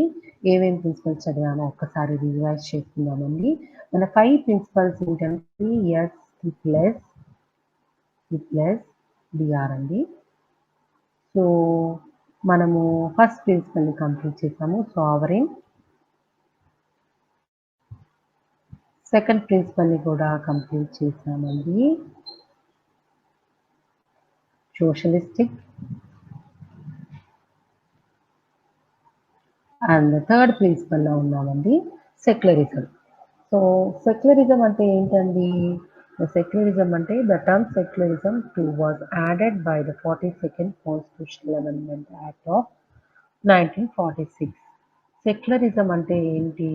అన్ని రిలీజియన్స్‌ని సమానంగా గౌరవించడము, సమానంగా చూడడం అన్నమాట. ఒక విధంగా చెప్పాలంటే ఈక్వాలిటీ బిట్వీన్ రిలీజియన్స్‌ని ఎస్టాబ్లిష్ చేయడం అన్నమాట. సో మీకొక విషయం చెప్పడం మర్చిపోయానండి. ఏంటంటే ఈ ప్రిన్సిపల్స్ అంటే ఏంటంటే అండి, ఇప్పుడు ఒక ఇండివిడ్యువల్ లెవెల్‌లో మనం ఒక ప్రిన్సిపల్ తీసుకుందాం. ఒక పర్సన్‌ని గుడ్ పర్సన్ అంటాము. అంటే ఏంటండి? గుడ్ ఇండివిడ్యువల్ అంటే ఏంటి? ఇది హోలిస్టిక్ ఒక బ్రాడ్ ప్రిన్సిపల్ అన్నమాట. సో ఈ బ్రాడ్ ప్రిన్సిపల్‌లో ఏంటి? ఒక ఇండివిడ్యువల్ మంచివాడంటే ఏంటి? ఒక మంచి కొడుకు, ఒక మంచి సన్ అవ్వచ్చు, ఒక మంచి స్టూడెంట్ అవ్వాలి, ఒక మంచి ఆఫీసర్ అవ్వాలి. సో, ఈ గుడ్ అనే ప్రిన్సిపల్స్ ఏంటి? ఒక ఇండివిడ్యువల్ యొక్క డిఫరెంట్ యాస్పెక్ట్స్‌లో అప్లై చేయాల్సొస్తుంది. సేమ్ వే అండి ఇప్పుడు మనం చేసే ప్రిన్సిపల్స్ కూడా సెక్యులర్ కానీ, సావరెన్ గానీ, సోషల్ గానీ, డెమోక్రటిక్ గానీ, రిపబ్లిక్ గానీ ఈ ప్రిన్సిపల్స్ ఏంటి? ప్రతి దేశంలో ఉన్న ప్రతి యాస్పెక్ట్‌లో మనం అప్లై చేయొచ్చు. ఫర్ ఎగ్జాంపుల్ సెక్యులర్ ప్రిన్సిపలే తీసుకుందాం. నేను సెక్యులర్ అంటే ఏం చెప్తాను? దేశంలో ఉన్న ప్రతి ఒక్కటి బ్రాహ్మణ్ అవ్వచ్చు, సిక్ అవ్వచ్చు, వేరే వేరే కాస్ట్ అవ్వచ్చు, క్రీడ్ అవ్వచ్చు, అందరినీ కూడా సమానంగా గవర్నమెంట్ గాని దాన్ని సెక్యులరిజం అంటాము. ఈక్వాలిటీ ఎస్టాబ్లిష్ చేయడం. సో, ఈ బ్రాడ్ ప్రిన్సిపల్ ఎలా అప్లై చేస్తాం మనము? కాన్స్టిట్యూషన్‌లో సెవరల్ ఆర్టికల్స్ దేశంలో ఈ ప్రిన్సిపల్‌ని మనం ప్రతి చోట అప్లై చేయాలండి. కాన్స్టిట్యూషన్‌లో ఆర్టికల్ కాన్స్టిట్యూషన్‌లో ఉన్న ఆర్టికల్స్ రూపంలో చూడొచ్చు. మన దేశంలో ఉన్న లాస్ రూపంలో చూడొచ్చు. మన దేశంలో ఉన్న రూల్స్ రూపంలో చూడొచ్చు. మన దేశంలో ఉన్న సెవరల్ ఫెస్టివల్స్ రూపంలో చూడొచ్చు. అంటే ఈ కాన్స్టిట్యూషన్ అనే బ్రాడ్ ప్రిన్సిపల్‌ని సెవరల్ యాస్పెక్ట్ ఆఫ్ ఇండియా కంట్రీలో వాడొచ్చు. ఎలా? ఒక ఇండివిడ్యువల్ గుడ్‌గా ఉన్నాడు అంటే, అతని ప్రొఫెషన్‌లో గుడ్‌గా ఉన్నట్టు, అతని పర్సనల్ లైఫ్‌లో గుడ్‌గా ఉన్నట్టే, కంట్రీ యొక్క సెక్యులరిజం అనే ప్రిన్సిపల్‌ని ఫాలో అవుతుందంటే, తన ఆర్టికల్స్‌లో ఫాలో అవుతుంది, తన లాస్‌లో ఫాలో అవుతుంది, తన రూల్స్‌లో ఫాలో అవుతుంది, తన చేసే ఫెస్టివల్స్‌లో ఫాలో అవుతుంది. సో, ఈ రూల్స్ అనేది ఎవ్రీ యాస్పెక్ట్ ఆఫ్ ది కంట్రీలో మనం అప్లై చేస్తున్నామనమాట. సో, ఈ బ్రాడ్ ప్రిన్సిపల్స్ గనక మనకి సెవరల్ యాక్ట్స్‌లో, సెవరల్ ఎనాక్ట్‌మెంట్స్‌లో, సెవరల్ లాస్‌లో ఇవన్నీ కూడా మనం అప్లై చేస్తున్నాము. అంటే ఈ ప్రిన్సిపల్స్‌లోనే చాలా విషయాలు నిక్షిప్తమై ఉన్నాయి. సో, అందుకే వీటిని మనం తీసుకొచ్చి ప్రియాంబుల్‌లో అమలు పరిచాము. సో, సరే అండి. మనం సెక్యులర్ ప్రిన్సిపల్‌లోకి వెళ్దాము. సెక్యులరిజం అంటే ఏంటి? ఇది ఫస్ట్‌లో యాడ్ అవ్వలేదండి. ఈ తర్వాత later 42nd constitutional amendment act Indira Gandhi టైంలో ఆయా పరిస్థితుల వల్ల మనం సెక్యులరిజం అనే యాస్పెక్ట్‌ని మనం యాడ్ చేసామనమాట. సో, సెక్యులరిజం అంటే ఏంటండి? All religions in our country irrespective of the strength. For example Hindus అనేది మెజారిటీ అన్నమాట. 80% దాకా ఉంటారండి. మిగతా వాళ్ళు తక్కువగా ఉంటారు. కానీ వాళ్ళ స్ట్రెంగ్త్‌ని మనం చూడమండి. అందరికీ మనకి equal status, equal support from the government అనేది ఉంటుంది. ఏ ఒక్క రిలిజియన్‌ని ఎక్కువ గాని, తక్కువ గాని చేయకుండా అందరిని సమానంగా చూడాలి. సో, ఇది ఎందుకండి మనకి ఇంపార్టెంట్? ఫర్ ఎగ్జాంపుల్ మన నెయిబర్స్ ఒక రిలిజియన్, మనం ఒక రిలిజియన్ అనుకోండి. సో ఏంటి, మనం డిఫరెంట్‌గా చూసిందనుకో గవర్నమెంట్, ఈ రిలిజియన్ పట్ల, ఆ రిలిజియన్ పట్ల వివక్ష చూపించిందనుకో, లేనిపోని జెలస్ తయారవుతుంది. లేనిపోని అన్‌రెస్ట్ వస్తుంది. మైండ్‌లో పీస్ ఉండదు. సో ఒకళ్ళ దగ్గర నుంచి ఆ గొడవ, ఆ సొసైటీ మొత్తం వ్యాపిస్తుంది. సో పీస్ ఉండదు. సో సెక్యులరిజం ఉంటే కనుక అందరిని సమానంగా చూస్తారు. ప్రతి ఒక్క మనిషిలో కూడా మన దేశం మన సమానంగా చూస్తుంది. మనకు న్యాయం జరుగుతుంది. సో, పీస్ ఉంటుంది మైండ్‌లో. మైండ్‌లో పీస్ ఉంటే ఆటోమేటిక్‌గా ఇండివిడ్యువల్ లెవెల్‌లో పీస్ కనుక ఉంటే ఆటోమేటిక్‌గా సొసైటీలో అనేది పీస్ అనేది ఎస్టాబ్లిష్ అవుతుంది. సో, సెక్యులరిజం అంటే ఎంత ఇంపార్టెన్సో మీకిప్పుడు అర్థమైంది కదండీ! మన దేశం లాంటి డైవర్స్ కంట్రీలో where religion, caste, creed, race ఎన్ని డైవర్సిటీస్ ఉన్నాయండి. అవన్నీ మనకి కాపాడగలిగితే మన దేశంలో వెల్ఫేర్ సొసైటీని మనం ఎస్టాబ్లిష్ చేయాలి అంటే సెక్యులరిజం అనేది చాలా ఇంపార్టెంట్. మనుషుల మధ్యలో సెక్యులరిజం అనేది ఉండాలి. ఒక దేశంలో ఉన్న గవర్నమెంట్ ప్రజల పట్ల సెక్యులర్ భావంతో ఉండాలి. సో, సెక్యులరిజం అనేది చాలా ఇంపార్టెంట్ అండి.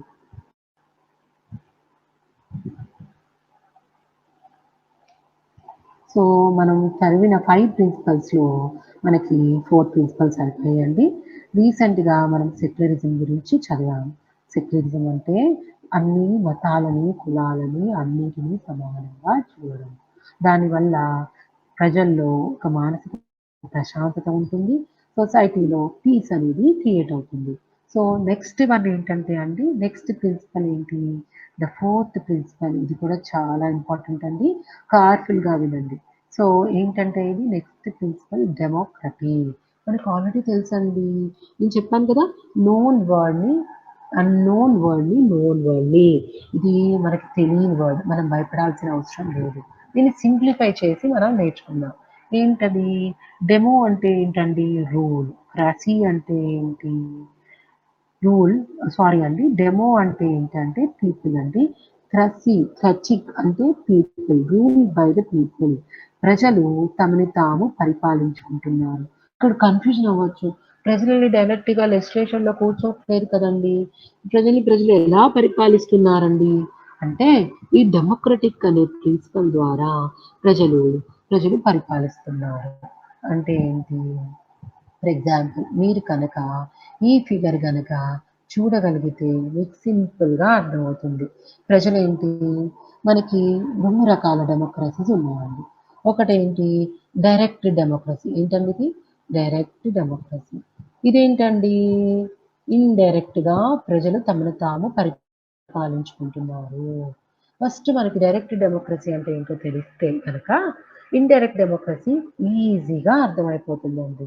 డైరెక్ట్ డెమోక్రసీ అంటే ఏంటండి? డైరెక్ట్ డెమోక్రసీ అంటే ఏంటి? చిన్న చిన్న కంట్రీస్ పాపులేషన్ తక్కువ ఉంది. For example Scandinavian countries. ఈ స్విట్జర్లాండ్ ఫర్ ఎగ్జాంపుల్ అనుకోండి. అక్కడ కొన్ని ఇంపార్టెంట్ చట్టాలు ఏం చేస్తారు? ప్రజల నుంచి ఓటింగ్ తీసుకుంటారు. అక్కడ చాలా డెవలప్డ్ కంట్రీస్ అండి. అవి ఎడ్యుకేటెడ్. ఏంటి కంప్యూటర్ ముందర పెట్టి వాళ్ళు ఓటింగ్ యెస్ ఆర్ నో వాళ్ళు ఫేవర్‌గా ఉన్నారా? లేదా నాన్ ఫేవర్‌గా ఉన్నారా? ఒక క్లిక్ ఆఫ్ ది కంప్యూటర్‌లో వాళ్ళు అలా డెసిషన్ చెప్పేస్తారండి. మన దేశంలో 100,00,00,000 మంది ఉన్నారు. 100,00,00,000 మంది ఎడ్యుకేటెడా అండి? కాదు. సో, మనం ఏం చేయాలి? 100,00,00,000 మందిని కూర్చోబెట్టడం చాలా కష్టం. కయోస్ అనేది క్రియేట్ అవుతుంది. ఫర్ ఎగ్జాంపుల్ ఏం చేస్తాము? ఒక పార్లమెంటరీ కాన్స్టిట్యూన్సీ అంటే కొంతమంది పాపులేషన్, 1,00,000 మంది పాపులేషన్‌కి ఒక రిప్రజెంటేటివ్. రిప్రజెంటేటివ్ అంటే ఏంటి తెలుగులో? ఒక ప్రతినిధిని ఎన్నుకుంటారు. సో, ఈ ప్రతినిధి ఎలా ఎన్నుకుంటారు? ఓటింగ్ ద్వారా ఒక ప్రతినిధిని ఎన్నుకొని అతను వెళ్లి పార్లమెంట్‌లో కూర్చుంటాడు. కూర్చున్న తర్వాత హి విల్ హి అతను డెసిషన్ తీసుకుంటాడనమాట. వీళ్ళేం చేస్తారు? సార్ రిప్రజెంటేటివ్ గారు మాకు ఈ ప్రాబ్లమ్స్ ఉన్నాయండి. మీరు ఇది ప్రాబ్లమ్స్ మాకు రిప్రజెంట్ చేయండి మా తరపున. ఒక లెజిస్లేచర్. లెజిస్లేచర్ అంటే ఏంటండి? అసెంబ్లీయో, పార్లమెంటో ఎక్కడైనా లెజిస్లేట్ చేయడము. యాక్ట్స్‌ని రూపొందించే లెజిస్లేచర్స్ అంటే ఏంటి? లాని రూపొందించే స్థలాన్ని మనం లెజిస్లేచర్ అంటారు. లాని కనుక రూపొందించేది, చేసే స్థలాన్ని లెజిస్లేచర్ అంటారు. అదే సెంట్రల్ గవర్నమెంట్‌లో లెజిస్లేచర్ అంటే పార్లమెంటు. అదే స్టేట్ గవర్నమెంట్‌లో లెజిస్లేచర్ అంటే అసెంబ్లీ. సో, లెజిస్లేచర్‌లో మనం వెళ్ళి ఇండైరెక్ట్ డెమోక్రసీ ఇండైరెక్ట్‌గా పీపుల్ దగ్గరే పవర్ ఉంటుందండి. ఓటింగ్ పవర్‌తో ఏం చేస్తారు? ఎన్నుకుంటారు. వాళ్ళకి కావాల్సిన రిప్రజెంటేటివ్‌ని, ప్రతినిధిని ఎన్నుకుంటారు. సో, ఎన్నుకొని వాళ్ళంటారు, మీరు మా తరపున లాస్‌ని, చట్టాల్ని రూపొందించండి అని చెప్తాము. సో, మన దేశంలో ఎలాంటి డెమోక్రసీ ఉంది? అంటే రూల్ బై ద పీపుల్. ఎలా ఉంది? ఇండైరెక్ట్‌గా పీపుల్ రూల్ చేస్తున్నారు. ఎలా రూల్ చేస్తున్నారు? ఇండైరెక్ట్‌గా వాళ్ళొక వాళ్ళొక ప్రతినిధిని ఎన్నుకుంటున్నారు. అంటే అతని పేరేంటి? రిప్రజెంటేటివ్. అంటే ఇండైరెక్ట్ డెమోక్రసీకి ఇంకొక పేరేంటంటే రిప్రజెంటేటివ్ డెమోక్రసీ. ఇండైరెక్ట్ డెమోక్రసీ అంటే ఏంటంటే రిప్రజెంటేటివ్ డెమోక్రసీ. సో, సింపుల్‌గా నేను ఒకసారి ఇక్కడ రాస్తానండి. డెమోక్రసీ అంటే ఏంటి? Rule by the people. Rule by the people. సింపుల్‌గా అర్థమైపోయింది కదా!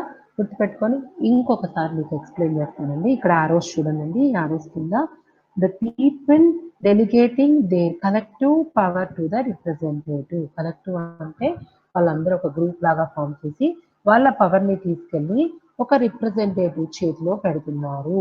Representative is elected by the people. ఆయన వెళ్లి పార్లమెంట్‌లో కానీ, స్టేట్ అసెంబ్లీలో కానీ కూర్చొని ప్రజల తరపున చట్టాలు, ప్రజల యొక్క ప్రాబ్లమ్స్‌ని రిప్రజెంట్ చేస్తాడు. సో, మనకి డెమోక్రసీ అంటే ఏంటి? మనం ఫాలో అయ్యేది direct democracy. Scandinavian countries follow అయ్యేది ఇండైరెక్ట్ డెమోక్రసీ. సో, మీకు అర్థమైంది కదండీ! డెమోక్రసీ మన కంట్రీలో ఫాలో అయ్యే డెమోక్రసీ రిప్రజెంటేటివ్ డెమోక్రసీ అంటారు. ఇండైరెక్ట్ డెమోక్రసీ అంటారు. కానీ అల్టిమేట్‌గా పవర్ ఉంది మాత్రం పీపుల్ దగ్గరే. Rule is ultimately done by the people through voting.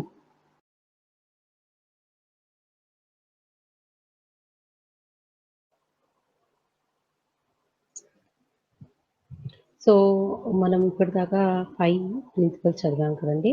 ఒకసారి రివిజన్ చేసుకుందాము. ఒకటి ఏంటంటే అది 3+DR. 3+DR అన్నమాట. 3+DR.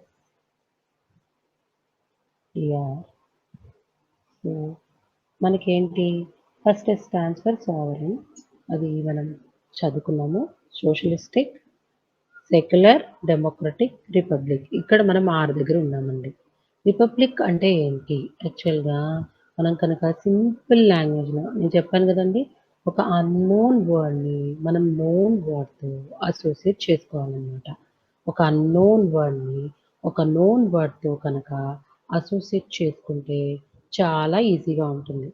సో, మనం ఏంటి ఫస్ట్ దీన్ని ఈ వర్డ్‌లో నుంచే మనం మీనింగ్ తెలుసుకోవడానికి ఫస్ట్ ట్రై చేద్దాం. అంటే ఏంటి? ఎక్స్‌పాండ్ చేసామంటే రిప్రజెంటేటివ్ అని రాసుకోవచ్చు. అంటే రిప్రజెంటేటివ్. పబ్లిక్ అంటే ఏంటి? మనకు తెలుసు కదా! పీపుల్. అంటే రిప్రజెంటేటివ్ ఆఫ్ ది పబ్లిక్ అని అర్థం. అంటే ఇక్కడ ఎవరు రిప్రజెంటేటివ్ ఆఫ్ ది పబ్లిక్? ఇక్కడ head of the state will be representative of the public. Head of the state అంటే మనకి ప్రెసిడెంట్ అన్నమాట. So, head of the state అనే ఆయన రిప్రజెంటేటివ్ ఆఫ్ ది పబ్లిక్‌గా ఉంటాడు. అంటే అతను ఫస్ట్ మనము రిపబ్లిక్ మీనింగ్ తెలుసుకోవాలంటే, దాని ఆపోజిట్ మీనింగ్ తెలుసుకుంటే, రిపబ్లిక్ మీనింగ్ అనేది క్లారిటీ వస్తుందనమాట. రిపబ్లిక్ అంటే దానికి ఆపోజిట్ ఏంటంటే మొనార్కీ. మొనార్కీ అంటే ఇప్పుడు ఆ దేశం యొక్క అధ్యక్షుడు తరతరాలుగా ఒక రాయల్ బ్లడెడ్ ఫ్యామిలీ హెరిడిటరీ ప్రకారం వస్తాడు. తరతరాలుగా పరంపర. అంటే for example in case of Britain అనుకోండి, ఈ క్వీన్ ఎలిజబెత్ ఉంటుంది. తర్వాత తన వారసులందరూ వస్తుంటారు. అంటే వారసత్వంగా వచ్చే హెడ్ ఆఫ్ ది స్టేట్ అనేది వారసత్వంగా వస్తుందనమాట మొనార్కీలో. కానీ రిపబ్లిక్ అనేది క్వైట్ దానికి ఆపోజిట్. ఏంటి? హెడ్ ఆఫ్ ది స్టేట్ అనేది ప్రజల చేత ఎన్నుకోబడతాడు. అతను డైరెక్ట్‌గా ఎన్నుకోబడవచ్చు, ఇండైరెక్ట్‌గా ఎన్నుకోబడొచ్చు. కానీ ప్రజల చేత ఎన్నుకోబడతాడనమాట. సో, ప్రజలకి మంచి చేస్తేనేమో తనని ప్రమోట్ చేస్తారు. లేకపోతే వేరే అతన్ని ఎలక్ట్ చేసుకోవడానికి మనకి ఆస్కారం ఉంటుందనమాట. రిపబ్లిక్ దేశం వల్ల. సో, ఏంటి దట మనం కనుక చదువుకోగలిగితే ఈ ఫిగర్స్‌లో మనకి ఈజీగా గుర్తుండిపోతుంది. రిపబ్లిక్‌కి ఆపోజిట్ గుర్తుపెట్టుకొని, ఈ ఫిగర్స్ కనుక మనం గుర్తుపెట్టుకుంటే మనకి ఈజీగా రిపబ్లిక్ అంటే చాలా ఈజీగా మనం క్లారిటీ వస్తుంది. మనం చాలా ఈజీగా గుర్తుపెట్టుకోగలుగుతామనమాట. సో, మనం ఒకసారి డెఫినిషన్ చదువుదామండి. ద రిపబ్లిక్ అంటే the term republic in our preamble indicates that India has an elected head called the president. The term republic in our preamble indicates that India has an elected head called the president. ఇక్కడ monarchy ఒక రాణి కానీ రాజు కానీ ఉండకుండా ప్రజల చేత ఎన్నుకోబడ్డ అతను మనం head of the state గా పెడతామన్నమాట. సో, ఇంకొక మీనింగ్ గూడా ఉందండి. రిపబ్లిక్ అంటే 2 థింగ్స్ ఉంటాయి అందులో. ఏంటంటే, హెడ్ ఆఫ్ ది స్టేట్ అనే అతను ప్రజల చేత ఎన్నుకోబడతాడు. మళ్ళీ పబ్లిక్ ఆఫీసెస్ అంటే ఒక ఐఏఎస్ పొజిషనే కావచ్చు, గవర్నమెంట్ సంస్థల్లో ఏ ఆఫీస్ అయినా కూడా ఓపెన్ ఫర్ ఎవ్రీ సిటిజన్ అంటే ఏ ప్రజలు పబ్లిక్ అనేవాళ్ళు ఎవరైనా కూడా తన శాయశక్తులా ప్రయత్నించి, తన ఇంటెలిజెన్స్ ద్వారా, తన టాలెంట్ ద్వారా తనొచ్చి పబ్లిక్ సర్వీస్‌లో జాయిన్ అవ్వొచ్చనమాట. సో, రిపబ్లిక్ అంటే 2 మీనింగ్స్ మనం గుర్తుపెట్టుకోవాలి. ఒకటేంటండి హెడ్ ఆఫ్ ది స్టేట్ అనేది ఎలక్టెడ్ రిప్రజెంటేటివ్ అయ్యుండాలి. అండ్ పబ్లిక్ ఆఫీసెస్ అనేవి ఓపెన్‌గా ఉండాలి. ఎందుకు ఇది కూడా ఉంచారు అంటే, మనకి ఫర్ ఎగ్జాంపుల్ నార్త్ కొరియాలోనే తీసుకున్నారనుకోండి. అదొక రకమైన మోనార్కీ అంటే పరంపర. ఒక్క ఫ్యామిలీలో నుంచే వచ్చిన వాళ్ళు హెడ్ ఆఫ్ ది స్టేట్ అవుతారు. సో, వాళ్ళకేంటి నమ్మకం ఉండదు. వాళ్ళ రిలేటివ్స్‌ని కానీ, వాళ్ళ నమ్మకస్తుల్ని గానీ, ఆ పబ్లిక్ ఆఫీసెస్‌లో పెడతారు. In spite of their talent, in spite of their educational qualifications పెడతారనమాట. సో, అలా పెడితే ఏంటి, అలాంటి పెద్ద దేశంలో అలా పెడితే ఏమవుతుంది, మనకి టాలెంట్ అనేది ఉండదు. కొత్త పాలిసీస్ ఉండవు. మొనార్కీ, డిక్టేటర్‌షిప్ మళ్ళీ మనము ఫ్రీడమ్ అనేది, జస్ట్ సొసైటీని, వెల్ఫేర్ సొసైటీని మనము బిల్డ్ చేయలేము. సో, మనకేంటి to one of the important principle is republic. So, republic means an representative of the state will be the head of the state will be representative of the public. He is indirectly elected by the public and there is no hereditary అంటే వంశపారంపరము ఉండదు. ఇక్కడ నేను ఇంకొక point చెప్పాలనుకుంటున్నానండి. మనకి head of the government వేరు, head of the state వేరు. Head of the state అంటే మనకి ప్రెసిడెంట్ వస్తారు. హెడ్ ఆఫ్ ది గవర్నమెంట్ అంటే ప్రైమ్ మినిస్టర్ వస్తాడు. అంటే ఇప్పుడు హెడ్ ఆఫ్ ది స్టేట్ అంటే మన దేశాన్ని, మన దేశాన్ని ఇంటర్నేషనల్ లెవెల్‌లో రిప్రజెంట్ చేయాలి అంటే, మనము హెడ్ ఆఫ్ ది స్టేట్ ప్రెసిడెంట్‌ని ఉపయోగిస్తాము. మన గవర్నెన్స్, మన యాక్చువల్ పరిపాలన మనకి హెడ్ ఆఫ్ ది స్టేట్ ఎవరు? యాక్చువల్ పరిపాలన చేసేది head of the government. So, prime minister వస్తాడనమాట. అంటే ప్రెసిడెంట్‌ని మనం ఎక్కువ నామినల్ హెడ్‌గా చూస్తాం. అంటే తను ఒక తను మన ఇంటర్నేషనల్ లెవెల్‌లో కానీ వేరే యొక్క మన రిప్రజెంటేషన్‌కి మనం ఎక్కువ ప్రెసిడెంట్‌ని ఆహ్, పంపిస్తూ ఉంటామనమాట. మన దేశాన్ని రిప్రజెంట్ జేయడానికి. కానీ మన దేశాన్ని రిప్రజెంట్ చేయడానికి ఆ టాస్క్ మనం ప్రెసిడెంట్‌కిస్తే, కానీ ఎప్పుడు మన దేశంలో ఉండి అనం నిరంతరం మన దేశాన్ని ఒక లాస్‌ని, చట్టాల్ని, అవసరాల్ని చూసుకోవడానికి హెడ్ ఆఫ్ ది గవర్నమెంట్ చాలా ఇంపార్టెంట్. సో, అతన్ని మనము ప్రైమ్ మినిస్టర్‌ని హెడ్ ఆఫ్ ది స్టేట్‌గా మన కాన్స్టిట్యూషన్ హెడ్ ఆఫ్ ది గవర్నమెంట్‌గా మన కాన్స్టిట్యూషన్ అనేది డిసైడ్ చేసింది. సో, ఈ రిపబ్లిక్ అనే వర్డ్ నుంచి మనం హెడ్ ఆఫ్ ది స్టేట్ అనే కొత్త కాన్సెప్ట్‌ని నేర్చుకున్నాము. So, head of the state అనే కొత్త కాన్సెప్ట్ నుంచి మనం ఏం నేర్చుకున్నాము? హెడ్ ఆఫ్ ది గవర్నమెంట్ అనేది నేర్చుకున్నాము. So, head of the state అనేది డిఫరెంట్. అతను ప్రెసిడెంట్ అయితే, head of the government prime minister అన్నమాట. సో, మనకి ఇప్పుడు మన ప్రిన్సిపల్స్ అన్నీ గూడా మనం నేర్చుకున్నాము. సో, రిపబ్లిక్ కూడా అయిపోయిందన్నమాట.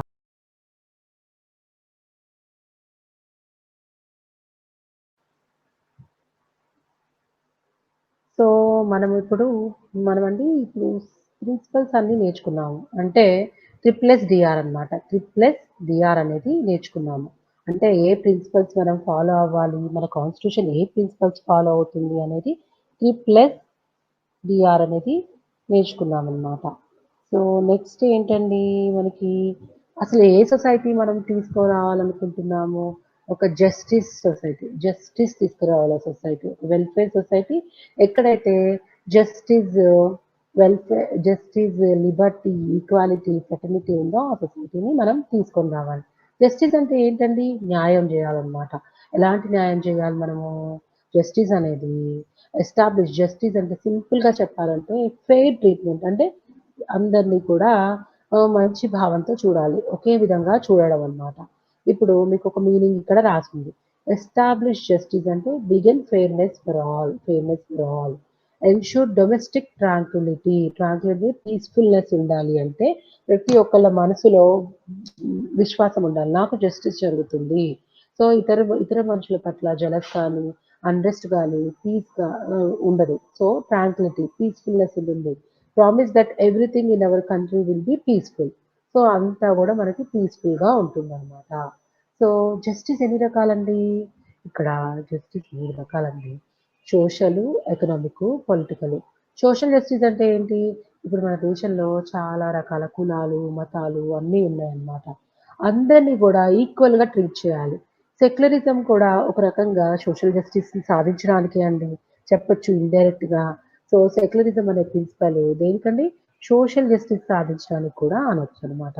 అంటే సోషల్ జస్టిస్ అంటే equal treatment of all citizens without any social distinction based on caste, colour, race, religion, sex. అంటే ఎవరిని కూడా మనము డిస్క్రిమినేట్ చేయకూడదు. భేదాలు చూపించకూడదు. సో, ఇంకొక డైమెన్షన్ ఆఫ్ జస్టిస్ అంటే ఏంటండి? Economic justice. ఎకనామిక్ జస్టిస్ అంటే ఫర్ ఎగ్జాంపుల్ ఒకే కాస్ట్‌లో గాని, ఒకే రిలిజియన్‌లో గాని ఒకళ్ళు రిచ్ ఉండొచ్చు, ఒకళ్ళు పూర్ ఉండొచ్చు. పూర్ ఉండేవాళ్ళు ఏ సదుపాయాలు స్వీకరించలేక బాధపడుతూ ఉండొచ్చు.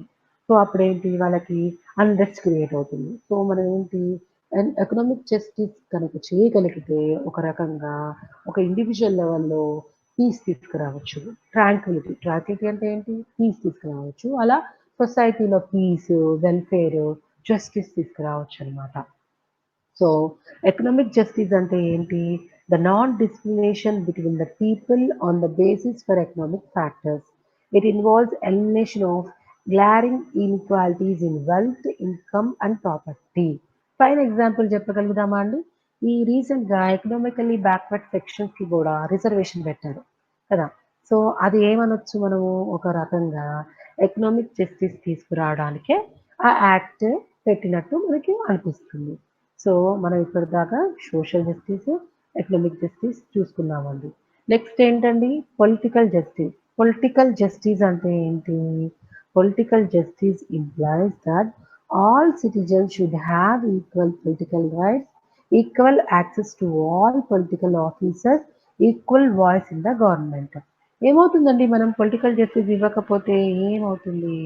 మనకి ఈజీగా ఎవరికైతే డౌన్ ట్రోడన్ సెక్షన్స్ చాలా ఇయర్స్ నుంచి పెయిన్ ఫీల్ అవుతూ ఉంటారు. సో, వాళ్ళ పెయిన్‌ని ఎవరైతే బాధపడ్డాడో అతనే బాగా రిప్రజెంట్ చేయగలుగుతాడు లెజిస్లేచర్‌లో పెయిన్‌ని. సో, మనం వాళ్ళకి పొలిటికల్‌గా రిజర్వేషన్ ఇవ్వగలిగితే, వాళ్ళ ప్రాబ్లమ్స్‌ని వాళ్ళే సాల్వ్ చేయగలుగుతారు.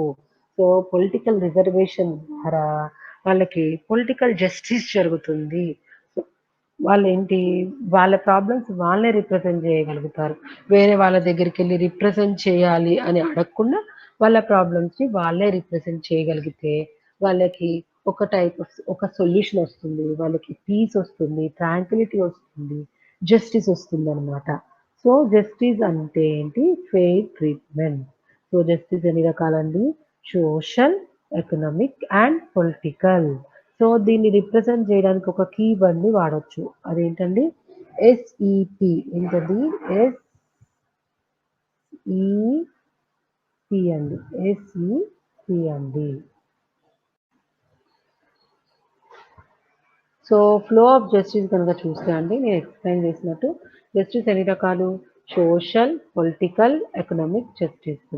కానీ సోషల్ అండ్ పొలిటికల్ జస్టిస్‌లో డిస్ట్రిబ్యూటివ్ జస్టిస్ కూడా మనం చూసామండి. డిస్ట్రిబ్యూటివ్ జస్టిస్ అంటే ఏంటి? దీన్ని పాజిటివ్ డిస్క్రిమినేషన్ అని కూడా అనొచ్చు. పాజిటివ్‌గా కూడా డిస్క్రిమినేషన్ చేయొచ్చు. ఫర్ ఎగ్జాంపుల్ మనము ఒక పాజిటివ్‌గా కూడా డిస్క్రిమినేషన్ చేయొచ్చు. సో, ఫర్ ఎగ్జాంపుల్ ఏంటంటే, మనము ఒక చిన్న పిల్లవాడిని, ఒక 10 ఇయర్స్ అబ్బాయిని, ఒక 5 ఇయర్స్ అబ్బాయిని ఒక ఒక పైన ఒక బాల్ ఉంటుందనమాట. దాన్ని తీసుకోమని చెప్తాను. కానీ ఇక్కడ ఏమవుతుంది, 10 ఇయర్స్ అబ్బాయికి హైట్ అనేది అడ్వాంటేజ్‌గా ఉంటుంది. ఒక ఆపర్చునిటీగా ఉంటుంది. సో, ఏంటి, ఆ 10 ఇయర్స్ అబ్బాయి ఈజీగా క్యాచ్ చేయగలుగుతాడు బాల్‌ని. కానీ అది అలా చేయకూడదు మనం. ఇక్కడ ఏంటి, మనం పాజిటివ్ డిస్క్రిమినేషన్ ఇవ్వాలి. అంటే ఏంటి, ఈ 5 ఇయర్స్ అబ్బాయికి కూడా ఒక చిన్న స్టూలు, కుర్చీలో వేసి అందుకునే కెపాసిటీ ఇవ్వాలి. మనం అతనికి ఆ బాల్‌ని చేతికి అందించకూడదు. కానీ ఈక్వల్ ఆపర్చునిటీ అనేది క్రియేట్ చేయాలి. అప్పుడు వాళ్ళని కాంపీట్ చేయమని చెప్పాలి. So, in the same way downtrodden సెక్షన్స్‌కి ఏవైతే ఆపర్చునిటీస్ లేవో, మనం పాజిటివ్ డిస్క్రిమినేషన్ ద్వారా వాళ్ళకి రిజర్వేషను ఇలాంటి ఫెసిలిటీస్ ద్వారా వాళ్ళని on par with the developed కమ్యూనిటీతో పెట్టడం వల్ల వాళ్ళు ఈజీగా ఈ ఆపర్చునిటీస్, ఈ స్టాటస్‌ని వాళ్ళు తీసుకోగలుగుతారు. సో, ఏంటి, డిస్ట్రిబ్యూటివ్ జస్టిస్ అంటే ఒక రకంగా పాజిటివ్ డిస్క్రిమినేషన్. పాజిటివ్ డిస్క్రిమినేషన్ అనేది వెరీ ఇంపార్టెంట్. ఎందుకంటే జస్టిస్ అనేది ఎప్పుడు జరుగుతుంది? ఎన్నో ఇయర్స్ నుంచి అణగారిపోయిన వాళ్ళని ఇప్పటికిప్పుడు కంప్లీట్ చేయమంటే వాళ్ళకి ఏ ఫెసిలిటీస్ చేయకపోతే వాళ్ళకి జస్టిస్ రాదు. సో, వాళ్ళకి పాజిటివ్ డిస్క్రిమినేషన్ అనేది ఇంపార్టెంట్ అనమాట.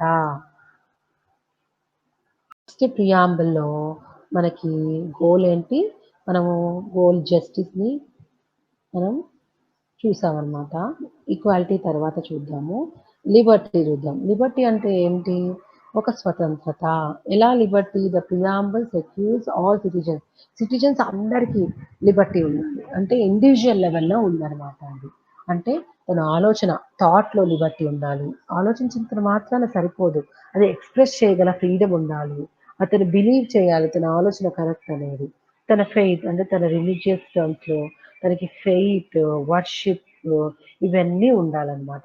అప్పుడే ఇండివిడ్యువల్‌కి ఒక ఇండిపెండెన్స్‌ని ఎక్స్‌ప్రెస్ చేయడానికి, థింక్ చేయడానికి ఉన్నప్పుడే అతనికి ఒక యాటిట్యూడ్ డెవలప్ అవుతుంది. ఒక ఫ్రీడమ్ డెవలప్ అవుతుంది. తనకి పీస్ ఆఫ్ మైండ్ ఉంటుంది. సొసైటీలో వెల్‌ఫేర్ అనేది ఎస్టాబ్లిష్ అవుతుంది అనమాట.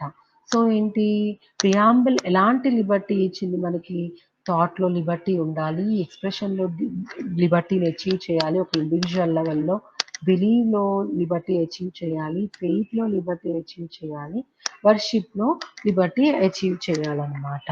సో, ఏంటి, మనం ఒక కీవర్డ్ పెట్టుకుందాం దీనికి. ఏంటి, బీఈటీడబ్ల్యూఎఫ్. బి అంటే బిలీఫ్, ఈ అంటే ఎక్స్‌ప్రెషన్, టీ అంటే థాట్, డబ్ల్యూ అంటే వర్షిప్ అండ్ ఎఫ్ అంటే faith. So every individual strives for having liberty and independence.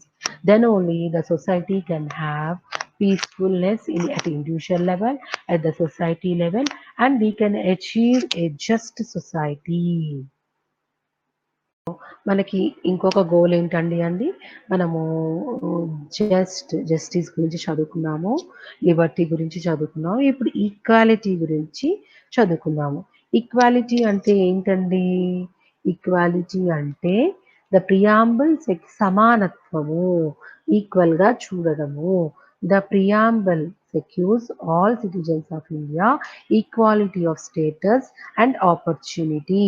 This provision embraces three dimensions of equality అండి. Civic equality, political equality and economic equality. Equality of status and opportunity ఏంటండి?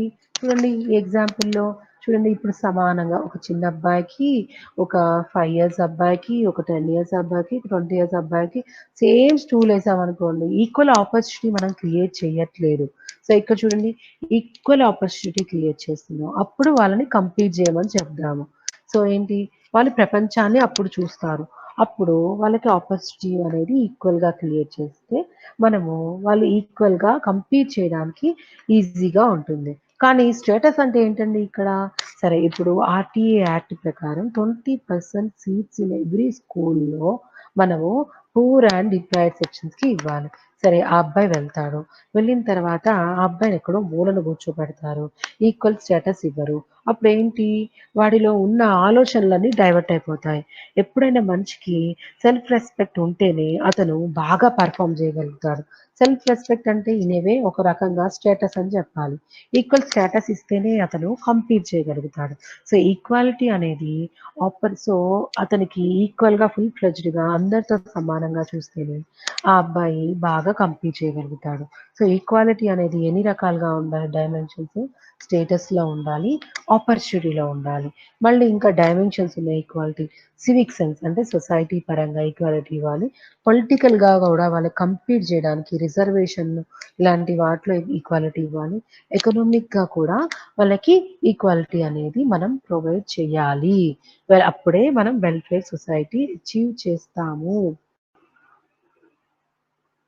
మనకి పిక్టోరికల్‌గా dimensions of equality of the constitution కనుక వేసుకుంటే, equality అనేది civic, political, economic టర్మ్స్‌లో ఉంటుంది. Civic equality మనకి ఏ articles ద్వారా వస్తుంది? Article 15, 16, 17 and 18. పొలిటికల్ ఈక్వాలిటీ ఎలా వస్తుంది? Through article 325. ఎకనామిక్ ఈక్వాలిటీ ఎలా వస్తుంది? Through article 39. So other important principle ఏంటండి మనకి? ఫ్రెటర్నిటీ. ఫ్రెటర్నిటీ అనేది ఏంటంటే బ్రదర్‌హుడ్‌గా అన్నమాట. అంటే అందరూ గూడా కలిసిమెలిసి ఉండడం అన్నమాట ఫ్రెటర్నిటీ అంటే. ఫ్రెటర్నిటీ అంటే అందరూ కూడా సఖ్యంగా సోదరాభావంతో ఉండడాన్ని ఫ్రెటర్నిటీ. ఫ్రెటర్నిటీ అంటే సింపుల్‌గా అండర్‌స్టాండ్ చేసుకోవచ్చండి. బ్రదర్‌హుడ్‌నెస్ అన్నమాట. బ్రదర్‌హుడ్‌నెస్. సో, బ్రదర్‌హుడ్‌నెస్ అంటే ఫ్రెటర్నిటీ అన్నమాట. సో, ఏంటి, the preamble declares that fraternity has to assure 2 things. The dignity of the individual and the unity and the integrity of the nation. So, the word integrity has been added to the preamble by the Constitution through 42nd Constitutional Amendment Act. So integrity అనే పదం ఏంటి? 42 అంటే 42 constitutional amendment act ద్వారా మనకి వచ్చిందనమాట. So ఏంటి, first మనం అర్థం చేసుకోవాలి. ఇంటిగ్రిటీ, ఫ్రెటర్నిటీ అంటే అర్థమైంది కదా, బ్రదర్‌హుడ్ అనేది. ఏంటి బ్రదర్‌హుడ్ అనేది? ఇక్కడ డిగ్నిటీ అండ్ ఇంటిగ్రిటీ 2 డైమెన్షన్స్ ఉన్నాయన్నమాట. ఒకటి డిగ్నిటీ ఆఫ్ ది ఇండివిడ్యువల్ ఉండాలి. Unity and integrity of the నేషన్‌ని కాపాడుకోవాలి. అంటే dignity of the individual signifies that the constitution not only ensures material betterment and maintaining a democratic setup, but that is also recognized the personality of every individual is sacred. Every ఒక individual కూడా చాలా పవిత్రమైన వ్యక్తి. అతని యొక్క ఆత్మగౌరవాన్ని కాపాడితేనే మనము welfare సొసైటీని కాపాడగలుగుతాము. చూద్దామండి. ఆహ్, ఏంటంటే ఇంకొకసారి, fraternity means essence of brotherhood. The constitution promotes this feeling of fraternity by the system of single citizenship. The preamble declares that fraternity has to assure 2 things. The dignity of the individual and the unity and the integrity of the nation. Dignity of the individual అంటే ప్రతి ఒక్క ఇండివిడ్యువల్‌ని self respect కోసం మనం strive చేయాలి. Government అనేది, individual అనేది ప్రయత్నించాలి. ఒక ఇండివిడ్యువాలిటీని చూస్తూనే మనము unity and integrity of the నేషన్‌ని కాపాడాలి. అంటే ఒక ఇండివిడ్యువల్‌కి ఫ్రీడమ్ ఇస్తున్నామంటే తన ఇష్టం వచ్చినట్టు చేయొచ్చా? ఒక రూల్ ప్రకారం ఇండివిజువల్ ఫ్రీడమ్‌ని ఎంజాయ్ చేయాలి. అట్ ద సేమ్ టైమ్ అతను unity and integrity of the నేషన్‌ని కాపాడుకునేటట్టు ఒక దేశ పౌరుడిని మనం తయారు చేయాలి. అంటే సిటిజన్‌లో బ్రదర్‌హుడ్‌నెస్ ఎలా ప్రమోట్ చేయాలి? తన ఇండివిడ్యుయాలిటీ కాపాడుకుంటూనే దేశంలో యూనిటీని, ఇంటిగ్రిటీని కాపాడుతూ ఉండాలి. సో, ఒక డయాగ్రామ్ రూపంలో గనక మనం పెట్టగలిగితే ఫ్రెటర్నిటీ, డిగ్నిటీ, ఇంటిగ్రిటీ అంటే ఫ్రెటర్నిటీ హాస్ 2 డైమెన్షన్స్ అన్నమాట. Dignity and integrity. డిగ్నిటీని ఎలా కాపాడింది constitution? Assured by the fundamental rights and fundamental duties ద్వారా డిగ్నిటీని కాపాడింది. ఇంటిగ్రిటీని ఎలా కాపాడింది? సారీ అండి, ఇక్కడ ఫండమెంటల్ డ్యూటీస్ ఉండదు. ఇంటిగ్రిటీని ఎలా కాపాడింది? By article 1 and fundamental rights, fundamental duties ద్వారా, అంటే డ్యూటీస్ చెప్పింది. మీరు రైట్స్‌ని ఎంజాయ్ చేస్తూనే మీరు దేశం పట్ల మీ బాధ్యతని వహించండి. అందరితో సఖ్యంగా ఉండండి. బ్రదర్‌హుడ్‌తో ఉండండి. అంటే ఆల్సో ఇంకొక ఆర్టికల్ ఉందండి. Article 1 and is to force to overcome the hindrance of to national ఇంటిగ్రేషన్‌ని కాపాడుతూ కమ్యూనలిజంని, రీజనిజంని, కాస్టిజంని, లింగివిజంని, సెషనిజంని రాకుండా మనం చూసుకోవాలి. సో, మనకేంటంటే క్విక్‌గా మనం ఒకసారి రివిజన్ చేద్దామండి. The key difference between integrity and dignity is that integrity refers to steadfast adherence to strict moral and ethical code. అంటే ఒక సొసైటీలో ఎలా మనం మెసులుకోవాలి అన్నది. Whereas dignity refers to the state of being worth of esteem, మన self రెస్పెక్ట్‌ని కాపాడుకుంటూ సొసైటీ పట్ల మనం గౌరవంగా, ఎథికల్‌గా ఉండడమే డిగ్నిటీ అండ్ ఇంటిగ్రిటీ అన్నట్టు. Both are admirable qualities. One should try to cultivate both in one self.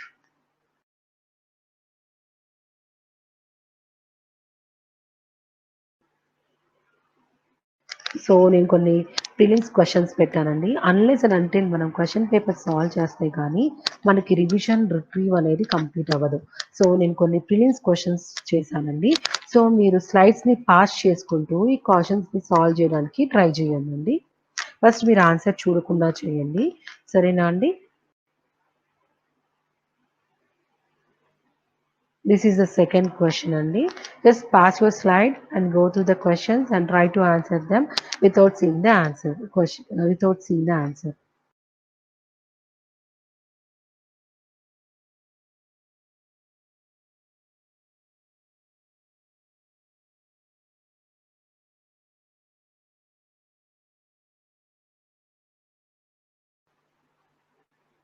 So, నేనేంటంటే అండి రివిజన్ అండ్ రిట్రీవ్‌కి చాలా ఇంపార్టెన్స్ ఇచ్చేదాన్నండి. అన్‌లెస్ అండ్ అంటిల్ మనం రివైజ్ చేయకపోతే ఈ కాన్సెప్ట్‌ని మనం 1 వీక్‌లో మర్చిపోతాము. సో, నేను కొన్ని మీకు క్వెషన్స్ ఇచ్చాను. మీకు హింట్ కూడా ఇచ్చాను. అంటే ఈ నిమోనిక్స్‌ని ఎలా ఉపయోగించుకోవాలో కూడా నేను హింట్ ఇచ్చాను. సో, మీరొకసారి ఈ వీడియో సైడ్ కనుక పాస్ చేసి ఈ క్వెషన్స్‌ని సాల్వ్ చేయడానికి ట్రై చేసి దీన్ని పదే పదే రిపీట్ చేసి మీ క్వెషన్ అండ్ ఆన్సర్‌లో మెయిన్స్ ఆన్సర్ రైటింగ్‌లో కూడా వీటి కాన్సెప్ట్స్‌ని ఉపయోగించుకోండి.